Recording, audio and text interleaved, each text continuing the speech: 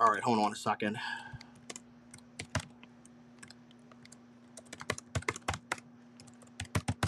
All right, everybody, we are live. So, good evening. Is being back to stream. It is Monday, and I am trying to fix the title, because I did not have enough time. Yeah, you guys talk about the title. I'm just trying to update the title real quick. Oh no, watching the Flyers play next. All right, hold on a second, guys. There we go. That's better. All right, there we go. And I just updated the title. Yeah, the Phillies are playing right now. I just got to take a shower, and the Flyers are playing too, and so are the Sixers. Of course, the Sixers are in the second round against the Knicks.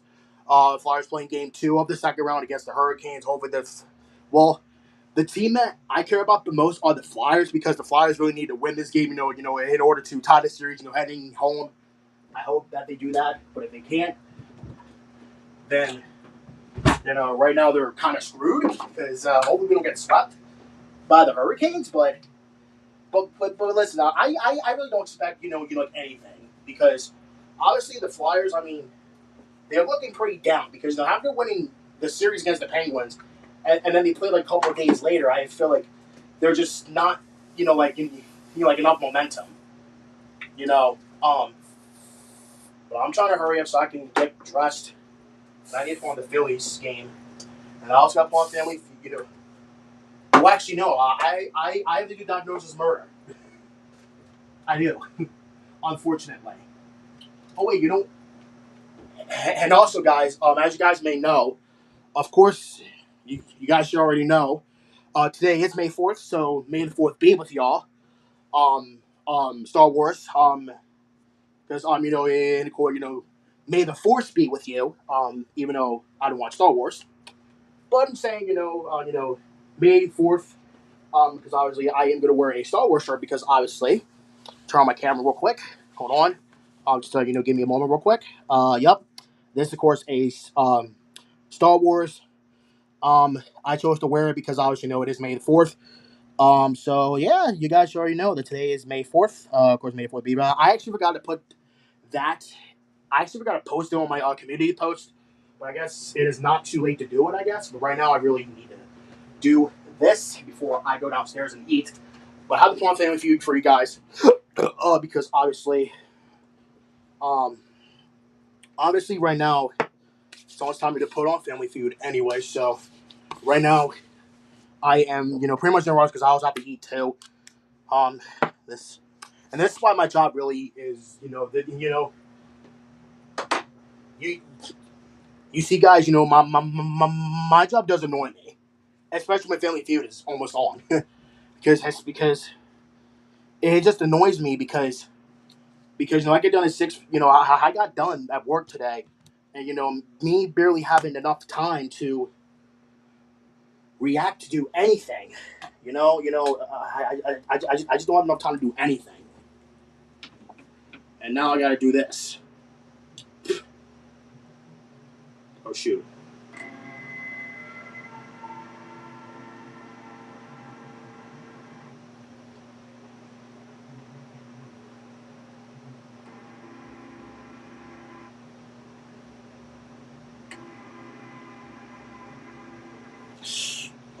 Oh, God.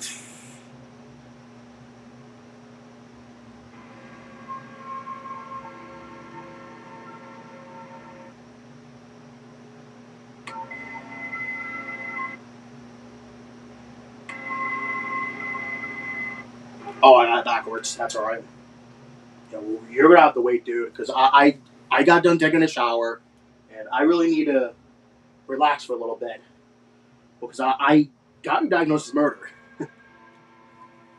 because I've got to do that.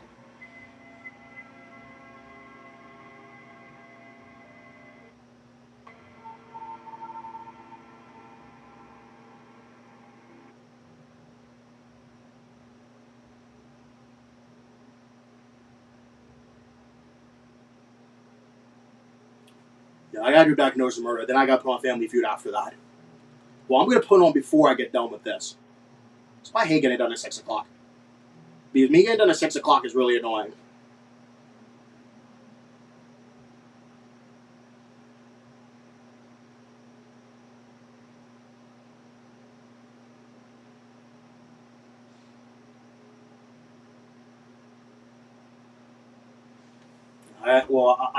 I do gotta record this though, so because I'm hungry. Oh wow, that worked.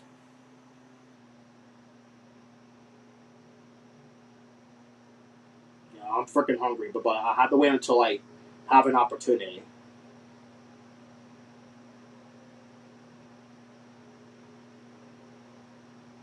Ooh, Big Dom got extended. Oh wow. Oh wow, that's a W. The Eagles just extending Big Dom. That's a huge W by the Eagles. That's a huge W by them. To be continued. Okay,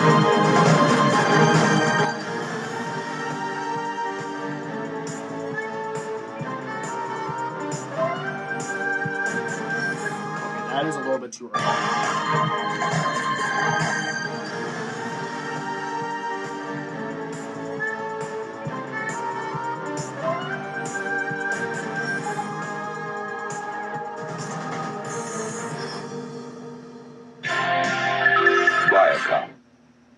Just one meeting. What was that? Oh, so it's 2 parts? Alright, I gotta do this too. Trash TV. So apparently it's 2 parts. Huh. Viacom. Just one MeTV is not enough. Wait, I think I may put on load socks this time around. Because whenever it's cold, or no, whenever it's warm, I'm gonna put on low socks. Well, for one thing, oh, I've got to switch this. Ah, damn it.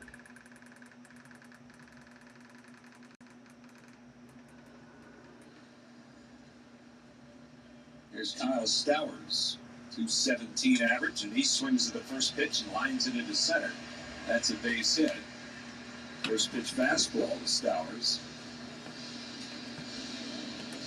He's got his 3rd hit in 12 at-bats in the series. And that'll put a man aboard for Otto Lopez. Lopez, who's been... Hold on. I just really wish I didn't frickin'.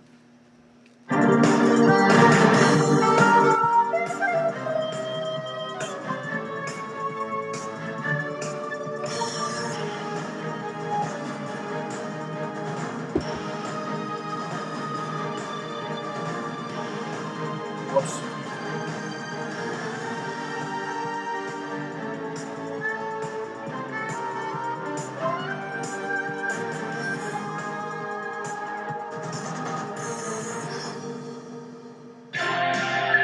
Viacom. Just one meeting. Again? I'm gonna go ahead and go to Family Feud. Well, I guess I can't put on my Phillies now because of the damn, because the damn time. And this is making me feel unnerved. That his textbook book. Is that a turtle? That looks like a turtle. You know what? I'm just gonna put on Family Feud. Just the hell of it. Is it not? What the hell? Where? Really? Okay. Apparently, my baby say apparently. That looks like a turtle.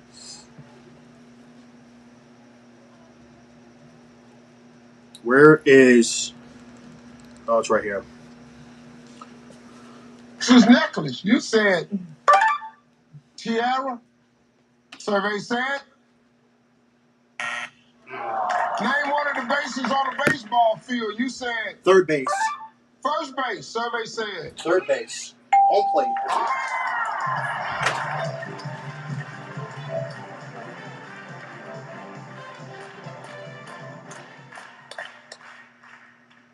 Well, I got good news for you, Scott. Sister-in-law got 131 points. Hey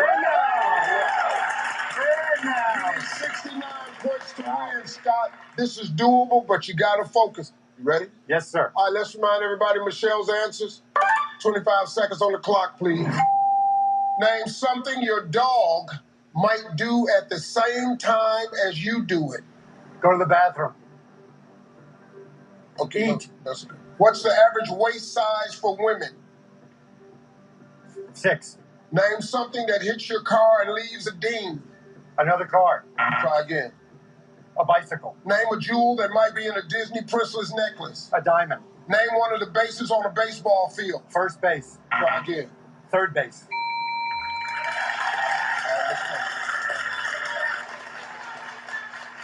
All right, let's see how we did.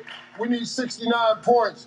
Name something your dog might do at the same time as you do it. You said, go to the bathroom. Survey said, number one answer was sleep. Sleep. What's the average waist size for women? You said, I thought it was dress up. all right. Survey said, number one answer was 30. 30 was the number one answer.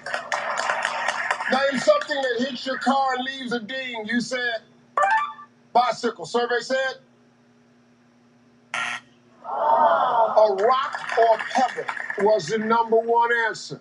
Name a jewel that might be in a Disney princess necklace. You said a diamond. Survey said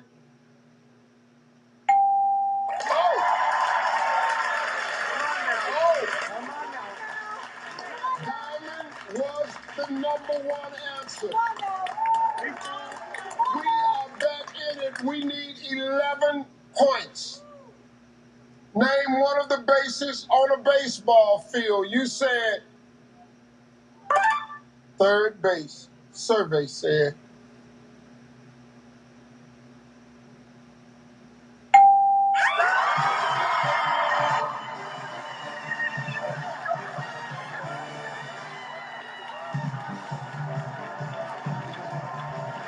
first base. First base was the number one answer. Well, that's $20,000, everybody. And they're coming right back on Family Feud. I'm Steve Harvey. We'll see you next time. Like a relentless weed, moderate to severe Crohn's disease or ulcerative colitis symptoms can keep coming back. Break away to what's possible with Tremfya. The only IL-23 blocker for Crohn's and UC to offer self-administration from the start. Tremfya can help with symptom relief as early as 4 weeks, remission at 12 weeks, 1 year, and 2 years. Some had visible repair of their intestinal lining. Serious allergic reactions, increased risk of infections or lower ability to fight them, and liver problems may occur. Before treatment, get checked for infections and TB. Tell your doctor if you have an infection, flu-like symptoms, or need a vaccine. Break away with Tremfya.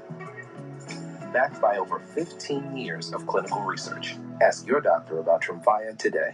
Family Feud favorites. Tonight at 10 on Philly 57. Our brains are incredible, but memory can get complicated. That's why scientists developed Nariva Memory 3D with clinically tested ingredients to support 3 dimensions of your memory. Take it from me. An elephant never forgets. Remember Nariva. For the big, small, short, tall. For the thinkers and the doers. For old friends. Coca-Cola. For everyone.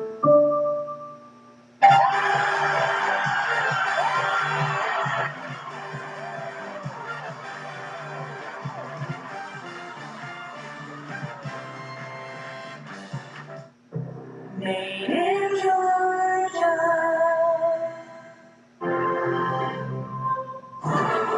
Not all awards carry the same weight.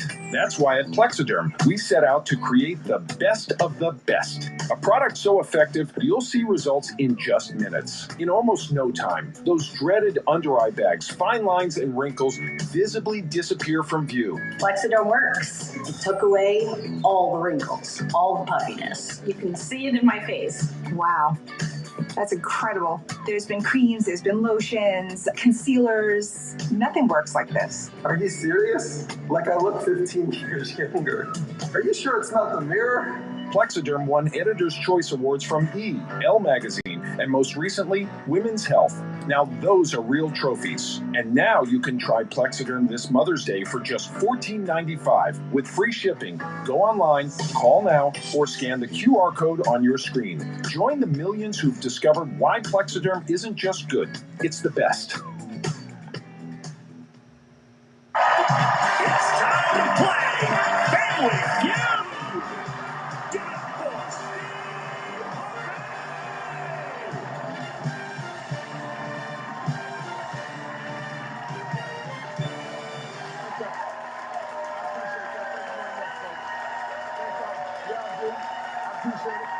Well, welcome to Family Feud, everybody. I'm your man, Steve Harvey.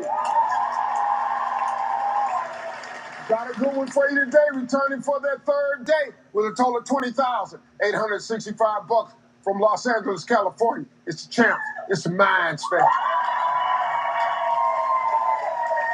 And from Libertyville, Illinois, it's the Hertzberg family.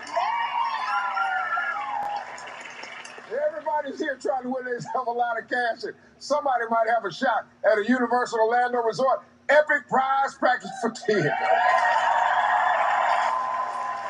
Well, let's go meet them, y'all. It's the champs. It's the Minds family. Lake, how you doing? I'm doing great, Steve. Well, introduce everybody, Lake. Yes, I have my amazing great Aunt Johanna, my funny Auntie Camelia, my crazy Auntie Leah, and the diva herself, my Mom Marie. Hey, let's go meet the Hertzberg family. Hi, Ashley. Hi. Where y'all from? We are from Libertyville, Illinois. Okay, cool. What do you do? So I am a clinical psychologist proudly working for our veterans at Heinz VA. That's pretty cool. I'll introduce everybody, Ashley. So I have my wonderful husband and father of our 3-year-old. This is Brian. My beautiful mother-in-law, Jody. My sister-in-law, Randy. And that tall giant down there is my brother-in-law, Eric. Well, family, welcome to the show. Seems like a nice group of folks. These are the champs. They play really well. They've already won some money, but you came here to win money too. So let's get it on. Give me Ashley.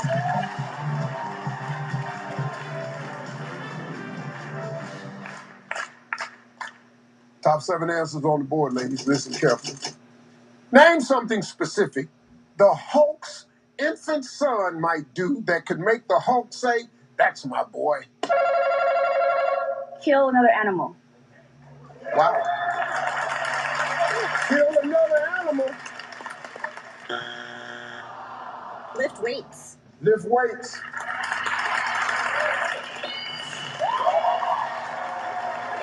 We're gonna play, Steve.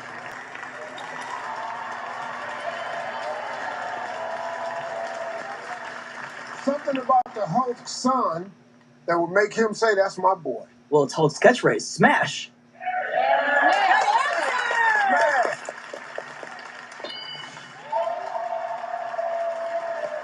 That's his catchphrase? Hulk smash. Wow. Jody, something that would make Hulk say to his son, "That's my boy." Rips off his clothes. Rips off his clothes.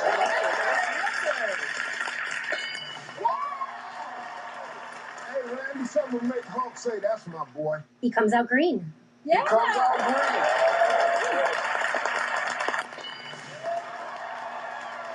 Hey, Eric, something that Hulk would say, "That's my boy."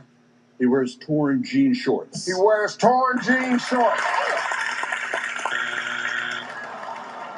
Hey, Ashley, something infant son of Hulk does that make him say, "That's my boy." He gets angry, Steve. He gets angry.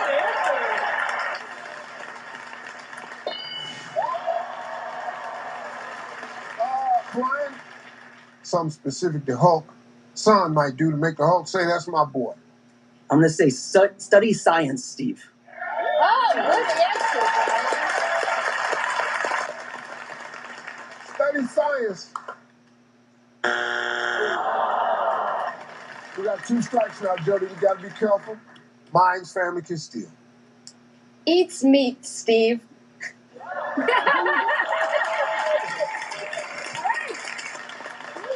Eats meat.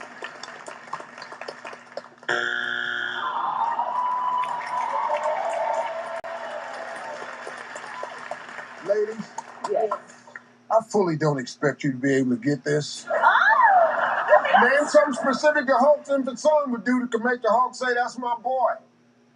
Get big and strong, Steve. Get big and strong.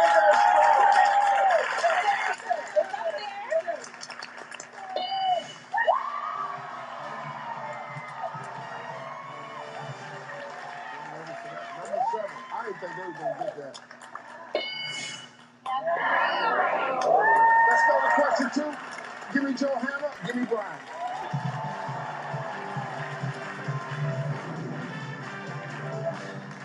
All right, folks, top 8 answers on the board. Name a reality show that describes your love life. Atlanta Housewives. Love is blind. Love is blind. Right. Good question. Yeah.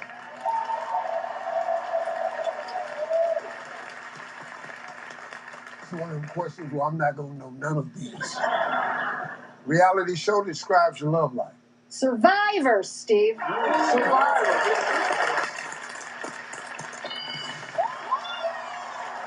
Reality show that describes your love life. Keeping Up with the Kardashians? Good answer. It's a show. All right. Oh, yeah. Yeah, all right. Keeping Up with the Kardashians. And the reality show describes your love life. Top Chef. Top Chef. Ask you 2 strikes. Other family can steal. Reality show that describes your love life. The Bachelor. The Bachelor. 2 strikes. Gotta be careful, Brian. Reality show that describes your love life. Gotta say, Storage Wars.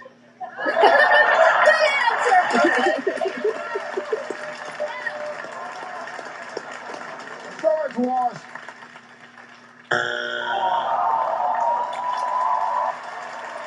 Name a reality show that describes your love life.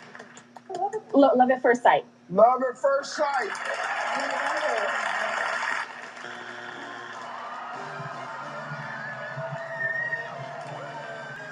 I don't know none of the answers. Number 7. 5. 4.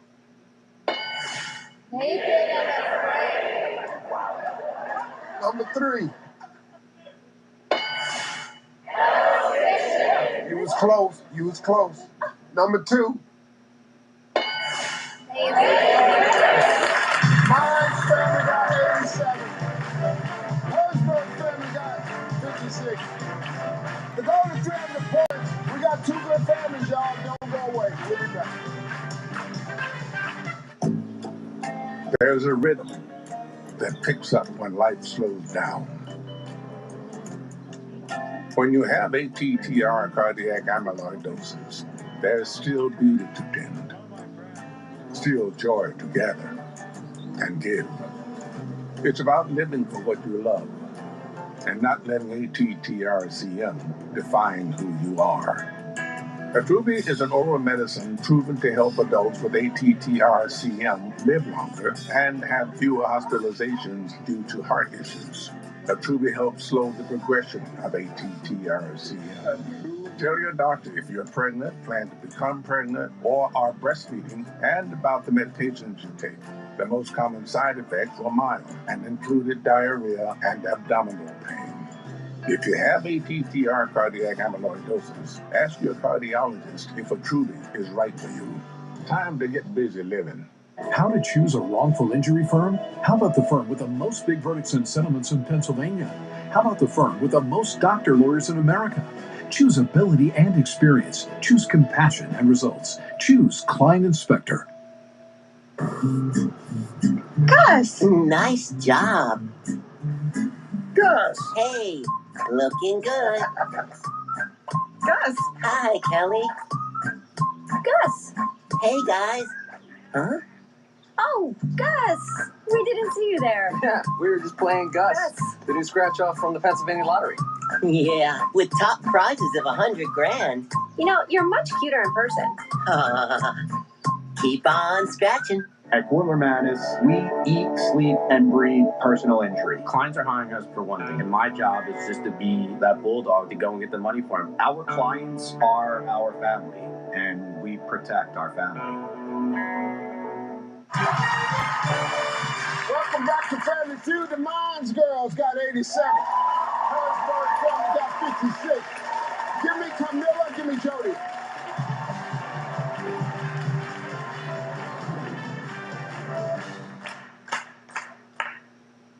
Okay, point values are double. Top 7 answers on the board.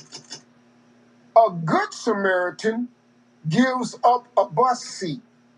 A great Samaritan buys you a seat for what? Buys your seat to get to your location. Buys a seat to get to your location. A vacation. A vacation. Leo. A game. A game.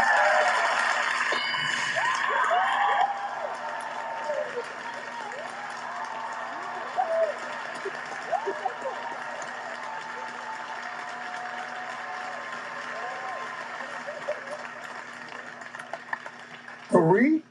A good Samaritan gives up a bus seat. A great Samaritan buys you a seat for what? Free. Yeah.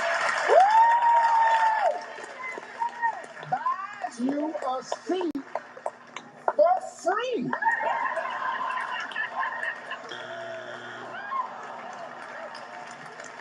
A good Samaritan gives up a bus seat. A great Samaritan buys you a seat for what? A concert.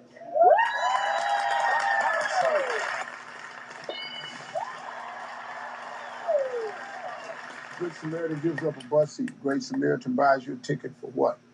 Politeness. All right, now, Steve.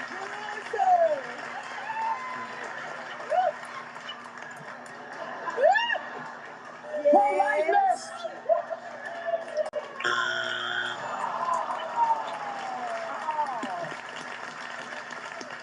God, dog. That's so crazy. I don't know how that ain't up there. Boy, you know, because when I was at the store the other day, I saw all them seats for politeness over there. I said, man, I was going to buy one of them. I said, no, that would be rude of me. Camellia, 2 strikes, Harrisburg family can steal. A seat for the movies?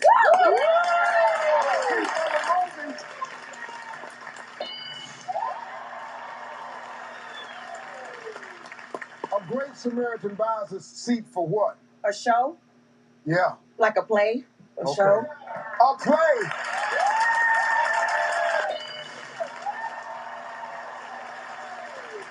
Two strikes. Let's end this. Come on. Great Samaritan buys you a seat for what? A game show, Steve. A game show.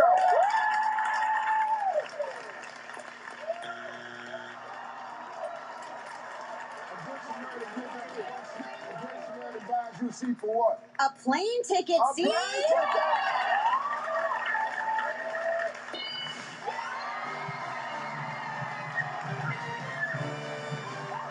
Number 6. 5.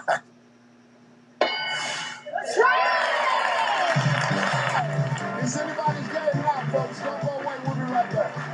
Closed captioning is sponsored in part by Pollen in your way? Allergies on a hike. Great. Plus, a risk of brain fog. But we've got Allegra. Allegra delivers fast, powerful allergy relief with no brain fog due to drowsiness. Try now Allegra. It's a no-brainer. See? These dishes are still dirty. You need a detergent that cleans your dishes and your filter. Filter? Yep, my go-to is Cascade Platinum Plus. Only these action packs have double the Dawn, breaking down food residue. Even on your filter. Cascade. If you're living with HIV, do chase a dream. Do consider how you stay undetectable. Do learn what's different about Dovato. Dovato is a complete HIV treatment for some people. Do find out how many medicines are in your pill. Most HIV pills contain 3 or 4 medicines. Dovato is as effective with just 2. No other complete HIV pill contains fewer medicines than Dovato. It is unknown if Dovato is safe and effective if you have HIV and hepatitis B. If you have Hep B, don't stop Dovato without talking to your doctor, as it may get worse or harder to treat. Don't take Dovato if you're allergic to its ingredients or taking Difidolide due to serious or life-threatening side effects. If you have a rash or allergic reaction symptoms, stop Dovato and get medical help right away. Other serious or life-threatening side effects include severe liver problems and lactic acid buildup. If you're female or obese, you may be more at risk. Tell your doctor about your medicines or supplements, medical conditions, liver or kidney problems, pregnancy, breastfeeding, or planned pregnancy. Do move forward. Do ask your doctor about fewer medicines. Do Dovato. Some people say Fox Chase Cancer Center is where you go when you have cancer. But for me, it's about being the place you trust when you have cancer. Not just when you walk in, but when you walk out. Fox Chase is the premier cancer center in Philadelphia. We are Philly proud and Philly strong. We've been at the forefront fighting to cure cancer for over a century. Our key scientific research has won hundreds of awards, including 2 Nobel Prizes. Today, a new generation of scientists and doctors are developing innovative treatments, including advanced surgical options, immunotherapies, and adaptive radiation therapy. Fox Chase is bringing exceptional cancer care closer to home, with new locations throughout our region. And we're bringing the best minds together to join our fight, because that's how we conquer cancer. Together. You can trust that we will never stop until every patient has their best chance at ringing that bell and being free from cancer. Welcome back to Family Feud. Herzberg family, 180. Myers family, 87. Give me Liam, give me Randy.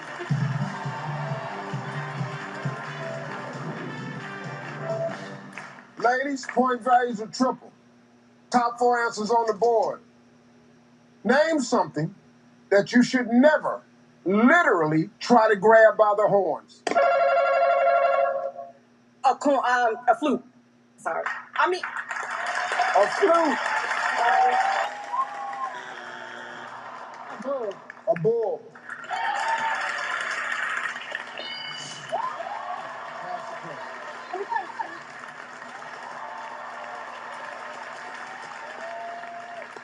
Eric, name something you should never literally try to grab by the horns. An electric bull.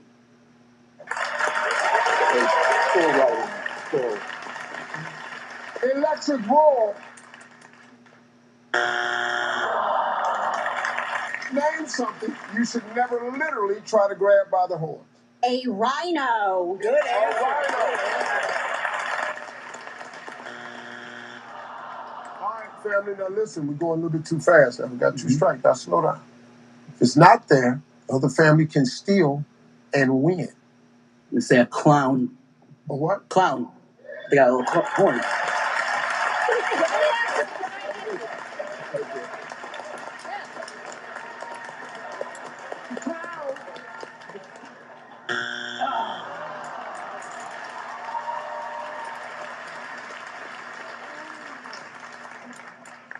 Ladies, there's 3 answers on that board. If you give me either one of those answers, your family steals, your family wins the game. But if it's not there, the other family plays for $20,000.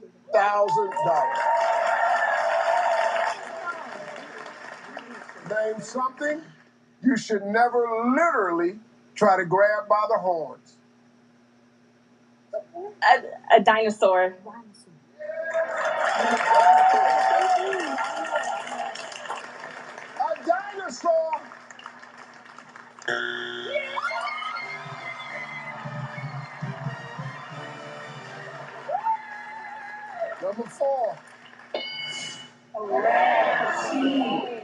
3. Number 2. You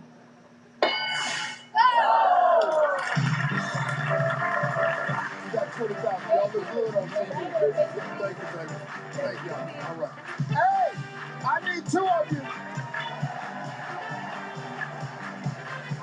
I got Ashley and I got Randy.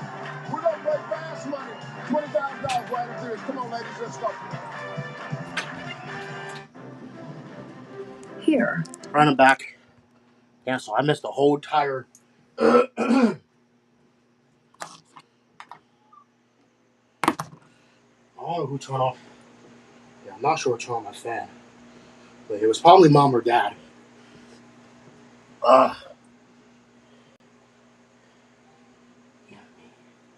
Shoot, I didn't get a chance to save the.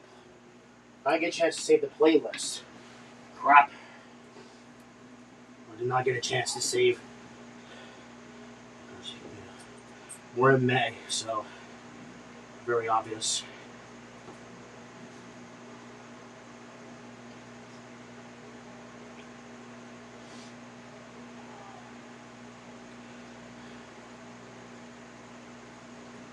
There you go.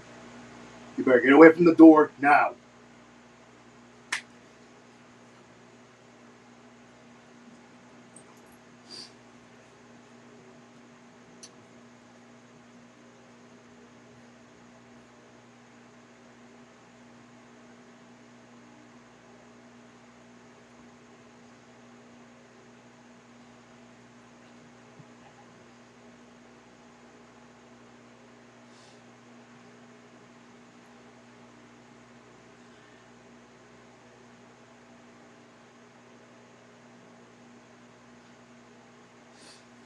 Where's? Oh, there we go. Nika. Nika. Nika. Get off. Off. Off. Like.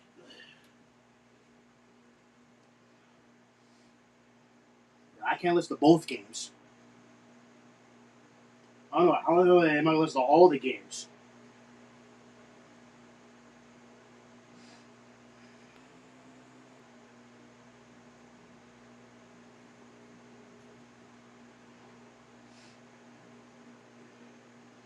Focus, okay? Focus. Name something that you might count the days until it happens. Your wedding. On a scale of 1 to 10, how much do you sweat? 10. What color are your slippers? Black. Name something a gardener might be holding. A shovel. Name something you like more than people. Love.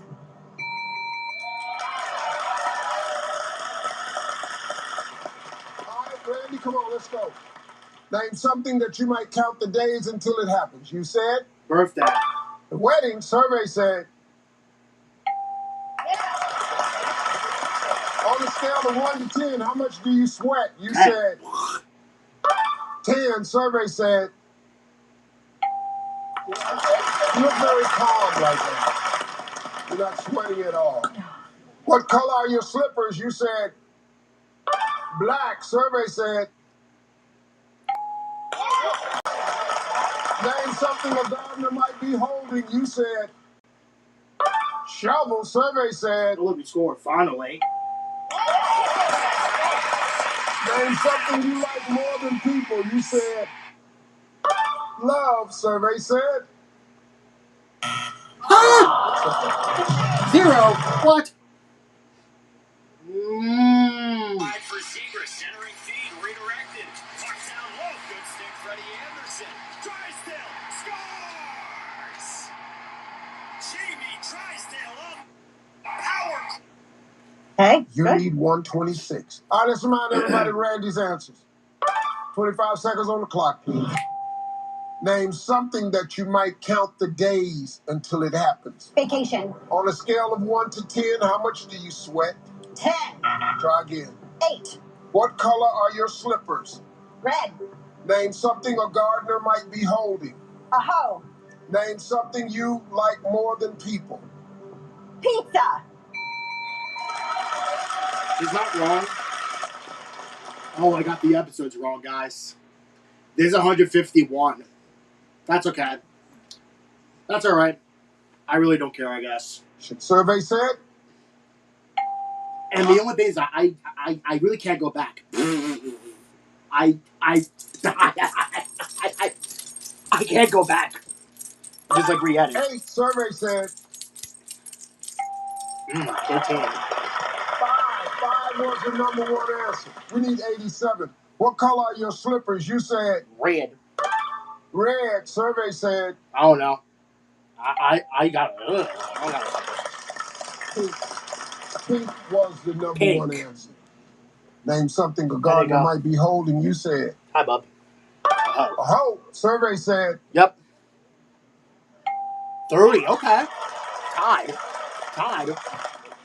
Shovel and hoe tied for the top answer. They need 54. Name something you like more than people. You They said. need 54. That's a lot.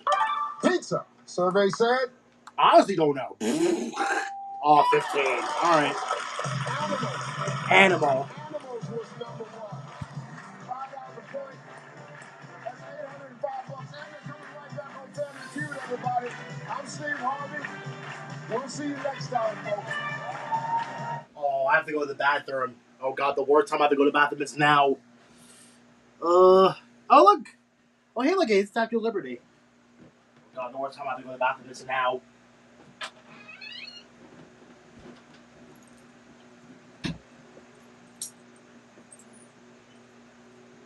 Hey, you doing?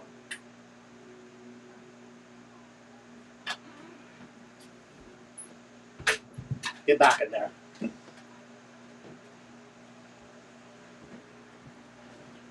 Truck wreck? No. I don't even have a truck. Ugh. I don't even have a damn car, so it looks like the Flyers scored a goal first. Good. And on a power play, too. Good. Get us going. 1776.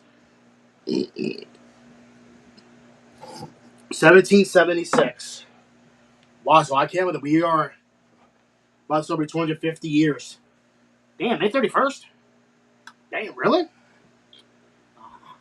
I can't believe it's like 250 years of America.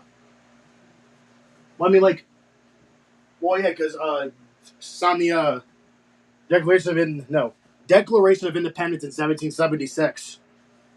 Hold on, Coca-Cola. Ooh, okay. Oh, wow. Oh, wow.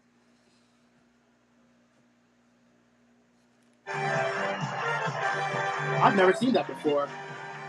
Coca-Cola. I'm going to show that.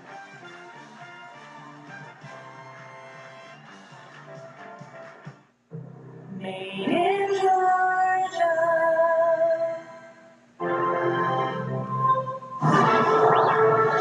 If you've been injured in an... Huh? Oh, so I gotta go back. Uh-oh. Oh, good thing I did Jeopardy, too. Good thing I won it. Right now, you probably can. Q. Sadly, 9 is incorrect. What did you wager, Matt? Oh. Everything. That'll drop you down to 0. So all eyes now on Madeline Kaplan in the lead with 18,200. She wrote something down quickly. Did she know it was George Carlin? 7. She got it. What did she wager? Damn. Big payday today. 13,500. George Carlin? What? $21,700. And she's a Jeopardy champion. Great game, Madeline. Great game from all three of you. We'll be back with more Jeopardy tomorrow. Wow.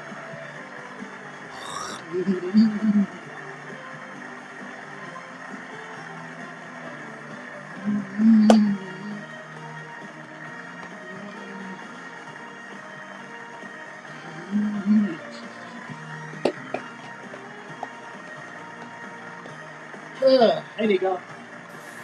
There you go. What? He's not listening.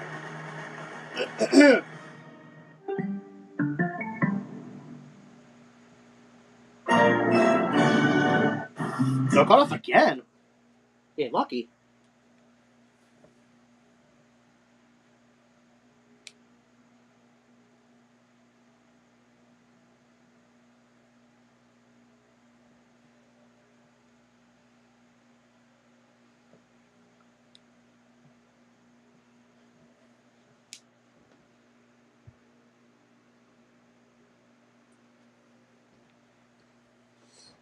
Yeah, well, I did, but what you did is I had like ate some in the morning because I was sleeping. You know, I'm not up at like 8 some in the morning. Well, sometimes I am, sometimes I'm not. Sometimes I am, sometimes I'm not. I gotta charge my phone again. Ugh.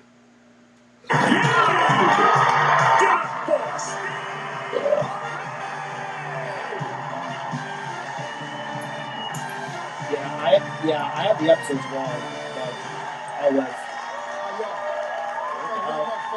I told you to get off. Well, welcome to Family Feud, everybody. I'm your man, Steve Harvey.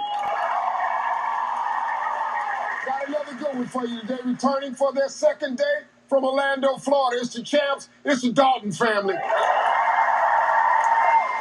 from Hinesville, Georgia, it's the Lewis family. Everybody's in for a chance to win themselves a lot of cash, and somebody might have a shot at a Universal Orlando Resort Epic Prize Package for 10. Well, let's go meet them, y'all. It's the champs. It's the Dalton family. Well, Paul, we won the game. Yeah, we did. Yeah. But there's my money. Yeah. Just had a little mishap. You know, you get in that circle, when you get out there, it's much harder than it is at home. That is for sure. It is quite different. That clock is ticking. Yeah. People are looking, and it just don't come to you. Yeah. Ah, y'all were so close. So close. Well, introduce everybody, Paul. All right. Hey, this is my beautiful wife, Stacy. I've got my amazing mother-in-law, Trish. And we've got Hadley, my diva daughter. And then Ansley, my amazing daughter, Ansley. Well, all we got to do now is win some money, family. That's all we got to do. Play well, just win some money. Hey, let's go meet the Lewis family. Ursula, how you doing? I'm doing well, Steve. How are you? Good, good. What do you do for a living? I am an administrative executive for an elementary school. Oh, okay, good. Shout out to Langford. Shout out to who? Langford Elementary. Langford Elementary. Yes. Y'all seem like a nice group. Introduce everybody. Thank you. So I have with me today my amazing, joyful big sister, Dana. I have my sassy baby sister, Angel. We have the bold Angela and my bold, brilliant sister, Amy with me. Are you all sisters? We are all sisters. Oh, all y'all sisters? We're all sisters. Oh. Yes, yes. Oh, this is the Lewis girl. We the Lewis.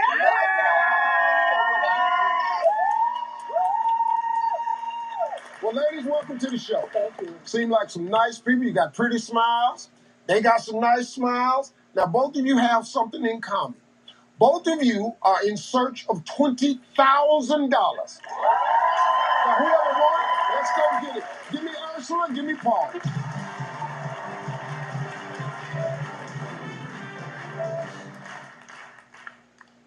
Top 8 answers on the board.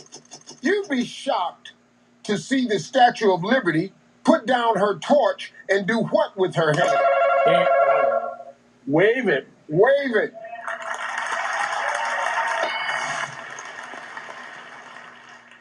Correct. Pass the play. We're gonna play. We're gonna play. All right, we're gonna play. You'd be shocked, Stacy, to see Statue of Liberty put a torch down and do what with? Hey, y'all want to get in the hunt?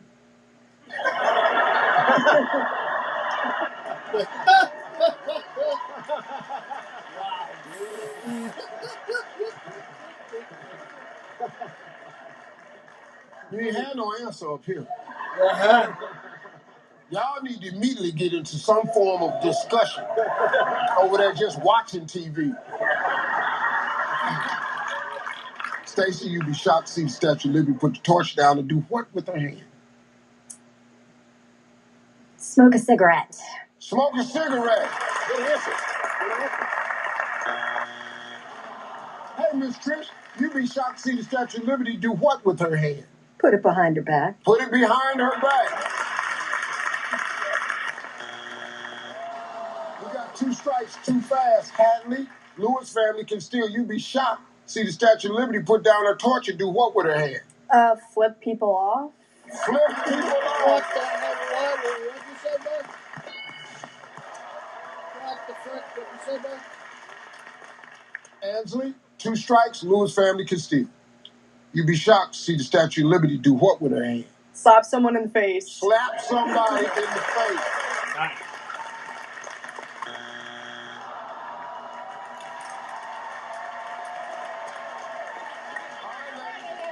You'd be shocked to see the Statue of Liberty put a torch down and do what with her hand? Snap her fingers. Snap her fingers.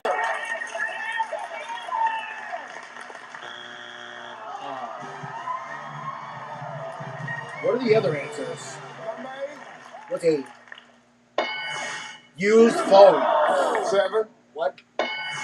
Dance moves. 6. What's 6? Thumbs up, down. 5. Peace sign. 4. Well, what's 4? Pick nose. Ew, what the hell? We ain't know nothing. What the fuck, man? Number 3. What's 3? Scratch adjust. Let's go to question 2. Give me Dana. Give me Stacy. Oh, crazy. Oh, crazy. Y'all are crazy, bro. Ladies, top 7 answers on the board.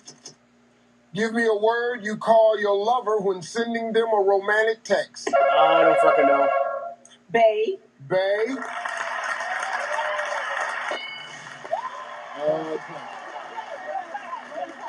We don't play. Honey? I don't fucking know. Angel, give me a word you call your lover when sending them a romantic text. I'm gonna say honey. I didn't say that. Sir. Hey, Angela, give me a word you call your lover when you send them a romantic text. I'm going to say sweetheart. Sweetheart. Wait, did this go again? Hey, Amy, tell me a word you call your lover when you send them a text. Sugar. Sugar.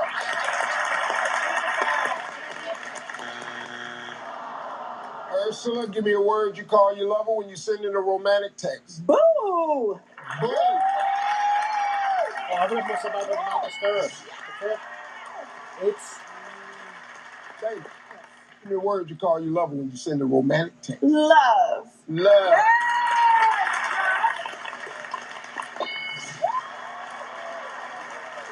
Angel, only 1 strike. Give me a word you call your lover when you send a romantic text. I'm going to say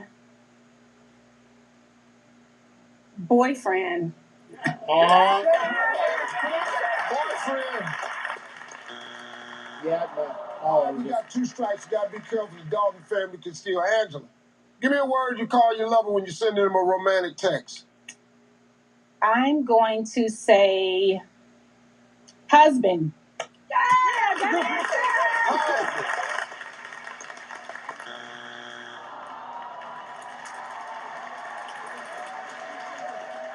me a word you call your lover when you send them a romantic text. Pumpkin, Steve. Pumpkin. Oh, we got beat started. What's 6 and 7? Number 7. What's 7? Sexy, I was gonna say it. 6. What's 6? Pookie! Lewis family got 87. I was gonna say that, bro. I was gonna. Wait, so it looks like the Flyers are leading 2-0. Hey, look, it looks like the game tastes their own medicine. That's the way to do it with Aaron. 2-2 count. The pitch to Bryson. Fouled straight back. Do it again. I saw you were talking about Jansen junk at drive line. Yeah. So if someone says drive line to you, typically it's like a velocity thing, right? A lot of times people go, I want to go there and learn how to throw harder and faster. Wasn't quite that with junk. 2-2 pitch. Fouled straight back. They told me that when he went back to drive, he's been there a couple of times, but he actually went back and they said, we want you to concentrate on your second it's top of the 4th inning? So he learned how to throw hard first, and then he went back for the other. Yeah, I think they've branched into way more than just velocity training. They're very into pitch shaping and all these other things. 2-2. This ball's hit hard to left field. Stowers comes in 2 steps, and it's right at him, and he makes the first out, puts that in his back pocket. Ball's hit well by Bryson. I heard that. What I understand, Junk went there for the first time, really still as a high schooler and getting into college. Back when the guy who ran it was really just still Sure, Noya. space. She's gone to great his own space. And apparently some of the guys who worked there in the early days are now on the pitching side for the Marlins, so it's kind of a reunion of sorts. Alec Boehm, his first pitch, that's a ball. Yeah, from what I understand, they told me today, Daniel Moskis, the current pitching coach, when Daniel was there, his very first student was Junk. Okay. Yeah, how about that? Little reunion, I guess, for these guys. 1-0 pitch to Alec. This is a ground ball towards short. Lopez takes it on the backhand and fires across. That's 2 outs.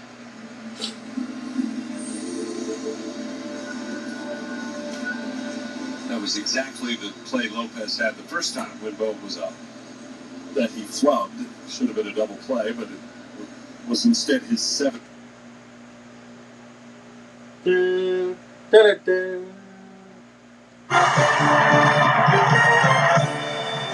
Welcome back to the feud, everybody. Lewis family, 87. Dalton family, 54. Give me Angel, give me Trish. All right, here we go. Here we go. Point values are double. Top 5 answers on the board. Name something that would make you pucker. What? A lemon. A lemon. I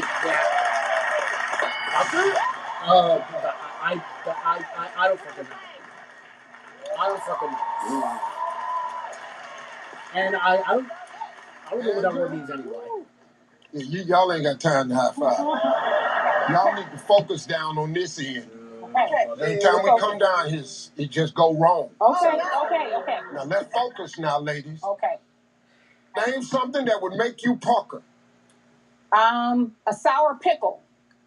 What are you saying? A sour pickle. A pucker. Name something that would make you pucker. A lime. A line. Pucker. We got 2 strikes. It's going too quick. Ursula, Dalton family can steal. Something that would make you pucker. Pucker up for a kiss. Pucker up for a kiss. I was gonna think of that. Pucker a kiss. Dana, 2 strikes. Dalton family can steal. Give me something that would make you pucker. Sour candy. Sour candy.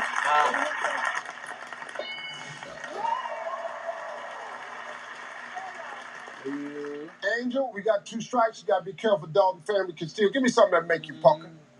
I'm going to say something that will make me pucker is when I'm puckering my lips after lip gloss. To apply lip gloss. That was a good answer. Something that would make you pucker. Duck lips for a photo, Steve. Duck lips for a photo.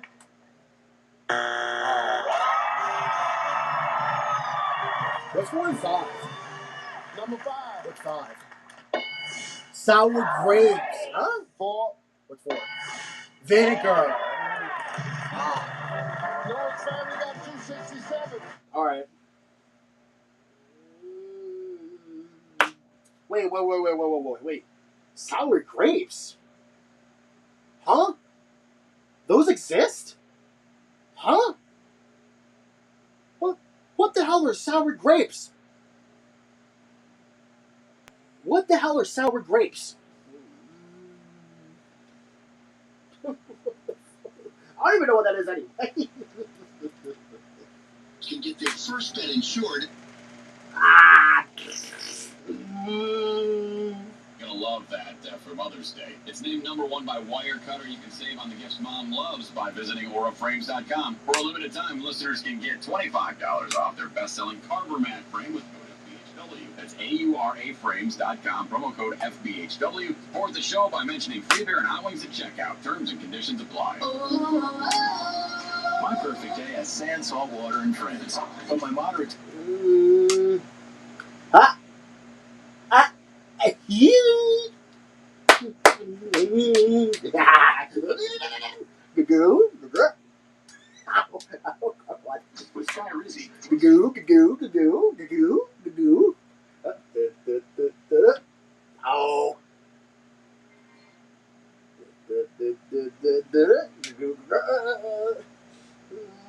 Wait, is it first intermission?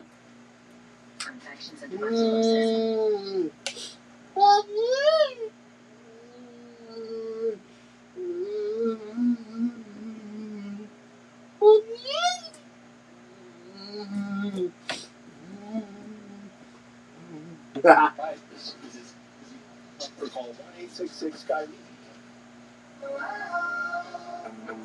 It's time to refresh your yard during spring backyard.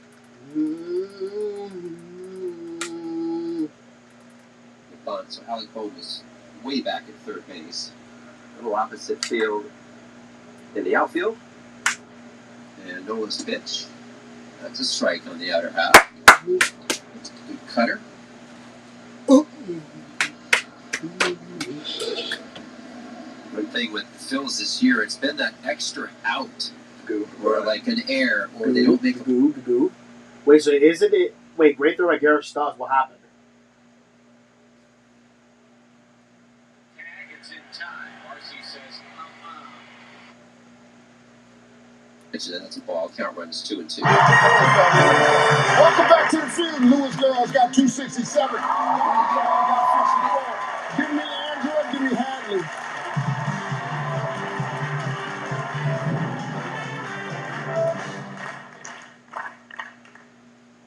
Point values are triple. Ladies, here we go. Top 4 answers on the board. If there were a kid's court, who might a 10-year-old boy sue? I don't fucking know. His mom. His mom. I don't fucking know.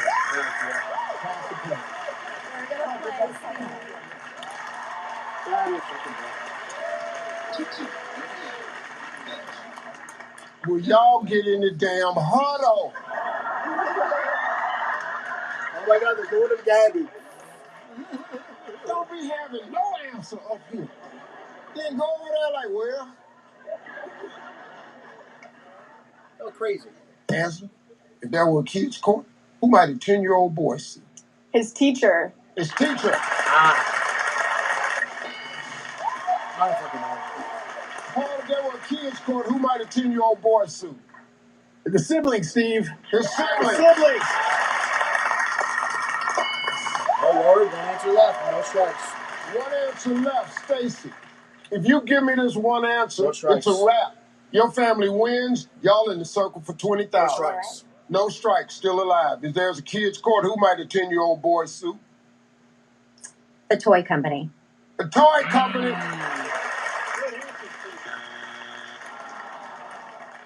Trish, one answer left. You give it to me, your folks win the game. You'll be in the circle playing for 20,000, and we'll all be in a state of shock.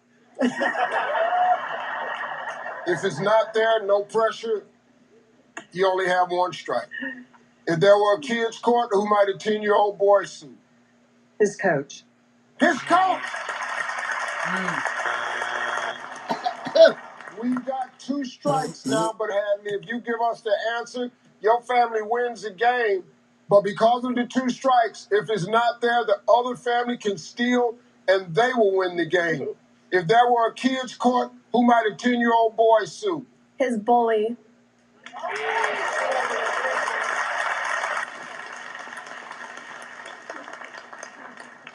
Not wrong. His bully. Not wrong. Sorry. Wait.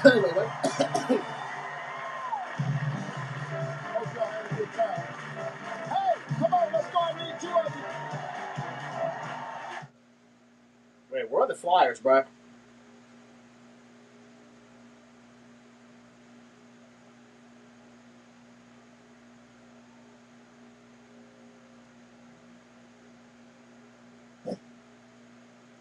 There you go. Final seconds. Bryant for the win.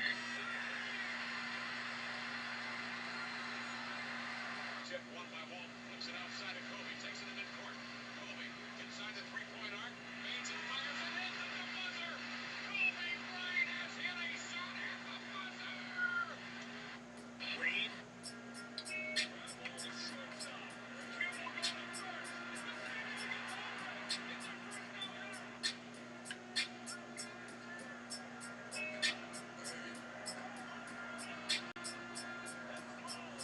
Against Iguodala. 5 seconds left. Raiders back to Dwayne. Shoots. No, he couldn't get it off. Now fires it up. It counts. It counts. And he win the game. Dwayne Wade won it for Miami. 126 to 125. It just happened. Reed against Iguodala. That goes deep left. It is high. It is far. It is gone out of the ballpark. A Stantonian home run. Man, John Sterling has just died, guys. Man, that's rough. I feel sorry. That's just beyond rough. John Sterling just died. Just today. Well, because I found it out on Instagram, apparently, because someone was saying Rip John Sterling, and MLB posted that he died. Man, that's rough. I mean, he was a great Yankees, radio caller, but I think he did retire in 2024. I think. Yeah, I think he retired in 2024, and then someone else took over for him, and then he died. Yeah, well, now he's dead. It is high. It is far. It is down. He will never be forgotten. John Sterling will never be forgotten. He would never be forgotten. And especially he died May the 4th. I mean, it's not really funny to say, but, May the 4th be with him. May he rest in peace. And now it's time to play Fast money. Angie's on stage. I'm going to ask you 5 questions in 20 seconds. You can't think of something, you just say pass. You and Angela together, come over 200 points, tell them what you're going to win. $20,000. That's how. You ready? Yes. 20 seconds on the clock, please. Name a superhero whose movies will automatically be #1 at the box Superman. office. Batman. Name something you might order a dozen of. Roses. Eggs. Name a part of you that hurts when you have a cold. Back. What hour is too early to hear construction outside your house? 8 a.m. Give me a word that ends in versity. Adversity. Oh, I don't freaking know. Will automatically be #1 at the box office. You said Superman. A Batman survey said. Oh, yeah, definitely. Batman. Superman. Name something you might order a dozen of. You said Eggs. Roses survey said. Does there what? Roses what? Name a part of you that hurts when you have a cold. You Your said throat. Your back survey said. How about your throat? What hour is too early to hear construction outside your house? You 7 in the said morning. 8 survey said. 7 in the morning. 15, all right. Give me a word that ends in versity. You said Versity? Adversity. Survey said. University? University? Isn't it? I don't freaking know. University? I don't know if that even counts. Got you halfway there. She got 104. You need 96. Okay, perfect. So it's going to be a little bit tougher this time. We'll give you 25 seconds. You ready? Yes. All right, let's remind everybody Stacey's answers. 25 seconds on the clock, please. Name a superhero whose movies will be automatically Be number one Huh? at the box office. Batman. Try again. Spider-Man.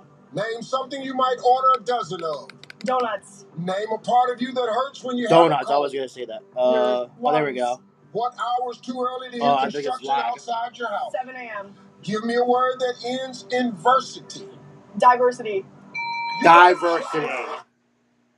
University? Mm-hmm. I don't know what just happened. I feel like my stream just like lagged. Just jump back in. Wait a minute. We need 96 points. Name a superheroes movies automatically be number one at the box office. You What did you say, said Superman? Yep. Spider-Man. Oh, Spider-Man. Survey said I was gonna say Spider-Man too. Oh, 24. All right. Batman was number one.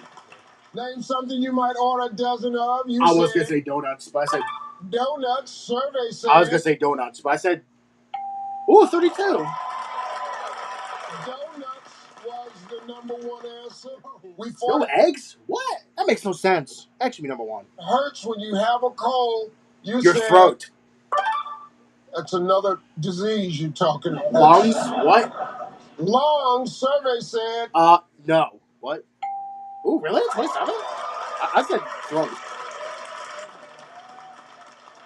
the number one answer was throat. I said that. Throat. Say? I said that. Wow. Throat. 13 points Obvious? away. Yeah, obviously. Your house. You said 7 in the morning. 7 a.m. Survey said They won. They won. Money.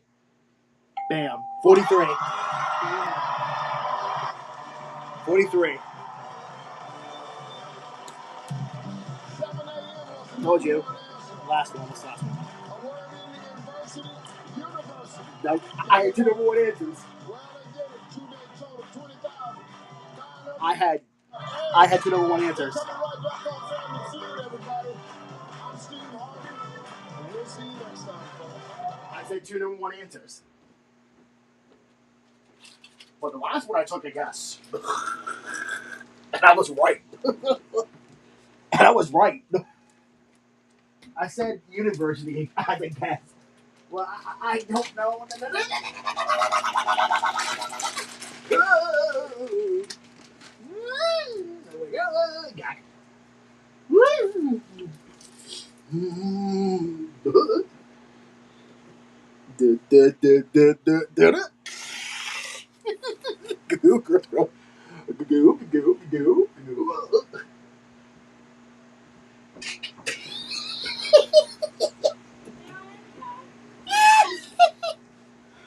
I missed. What is that? Are those new? What is that? Wawa tacos? Huh. Wawa now has tacos? Since when? Goo. Goo. Goo.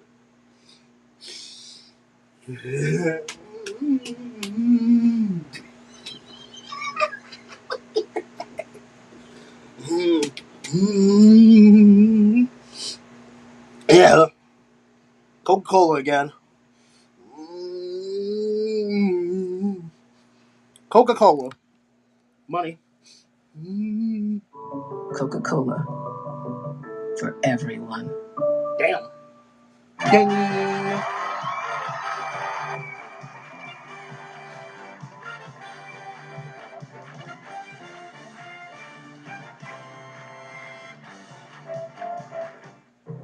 Made in Georgia.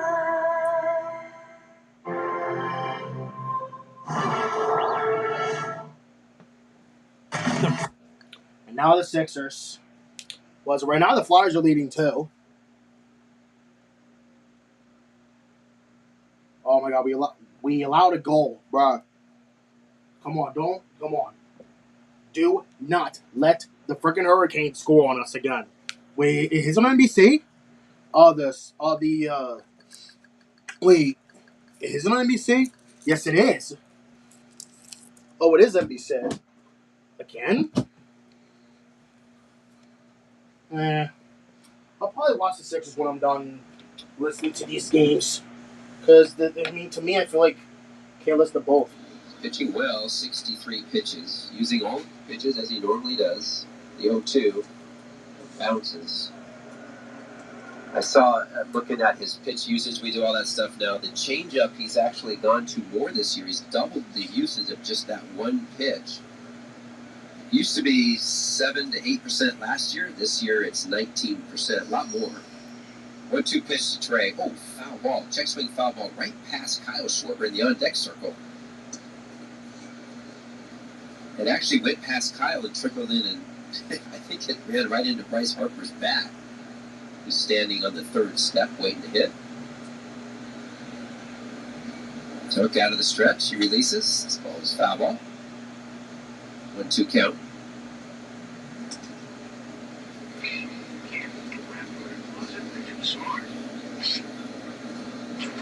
Second baseman Edwards way up the middle. Burrell, the first baseman, he's way off the line. Played him to pull. Next pitch to Trey. This ball is hit up in the air. It's popped up over the Phillies dugout.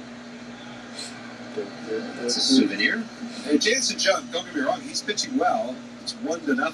Phillies lead it. But that's 81 pitches, and he's not through a full 5 innings yet. And that's really what the Phillies have been doing here over the last few days. Saturday not included. Obviously, Max Meyer had a great start. 1-2 pitch, swing and a miss on an off-speed pitch way out in front. That's 2 outs. But I could run the numbers again, but before this inning, the other 3 starters of the Marlins were averaging just over 20 pitches per inning. Really? And so that gets them out of the game a whole lot faster. Phillies have been, with the exception of Saturday in this series, kind of grinding away at some of these at-bats. Yeah. Kyle Schwarber steps in. He takes the ball first pitch. I saw that the bullpen, though, for the Marlins, batting average-wise, they have the lowest batting average in baseball. I mean, so do you try to get the starter out of there? Next pitch, Kyle has a ball. Yeah, I mean, obviously, I think you do, because it generally means you're leading. Correct. Just put some runs up. Right. It doesn't always, but I'm with you. Yeah, 2-0 count to Kyle, 2 outs. Top of the 5th inning. Jones pitch. This ball's hit a mile high. It's going to stay in the infield. Who wants it? It's Graham Pauley calling it. I don't think Jansen Junk, the pitcher, can get any further away, so he runs all the way over to the first baseline. But that'll be the 3rd out of the inning. So, roll to the middle of the 5th.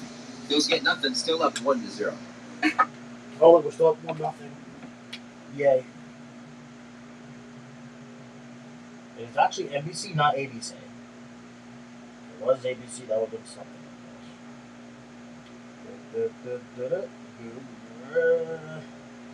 Well, the Sixers are on now, and so God, like almost every game is on for the frickin' Philly team. Jesus Christ. Well, you know what? Phillies are winning, and so are the Flyers. And how did they, bro? Can we not let the Hurricanes score, please? Bro, like we cannot.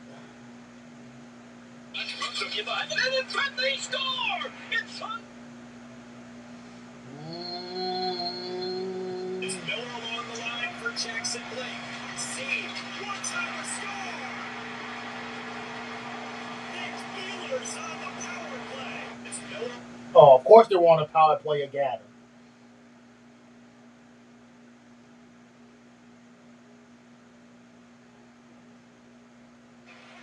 The Phillies had made a managerial move at that time. Well, Westbrook centered out in front, and they score. Sean Couturier slaps one. The secret centering feed redirected. Finds it again, but lost control.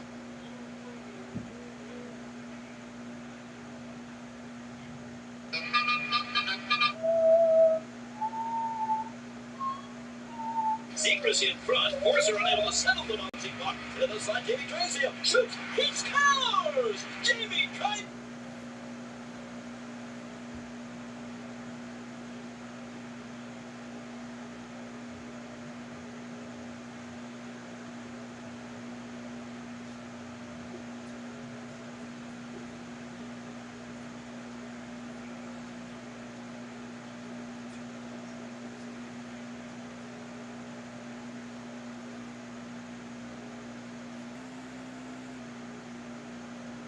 Pitch outside, throw to second base is in time.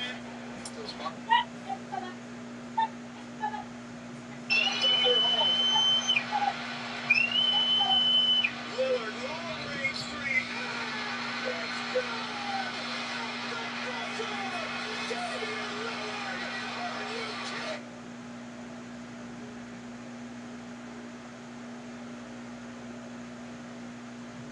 Die.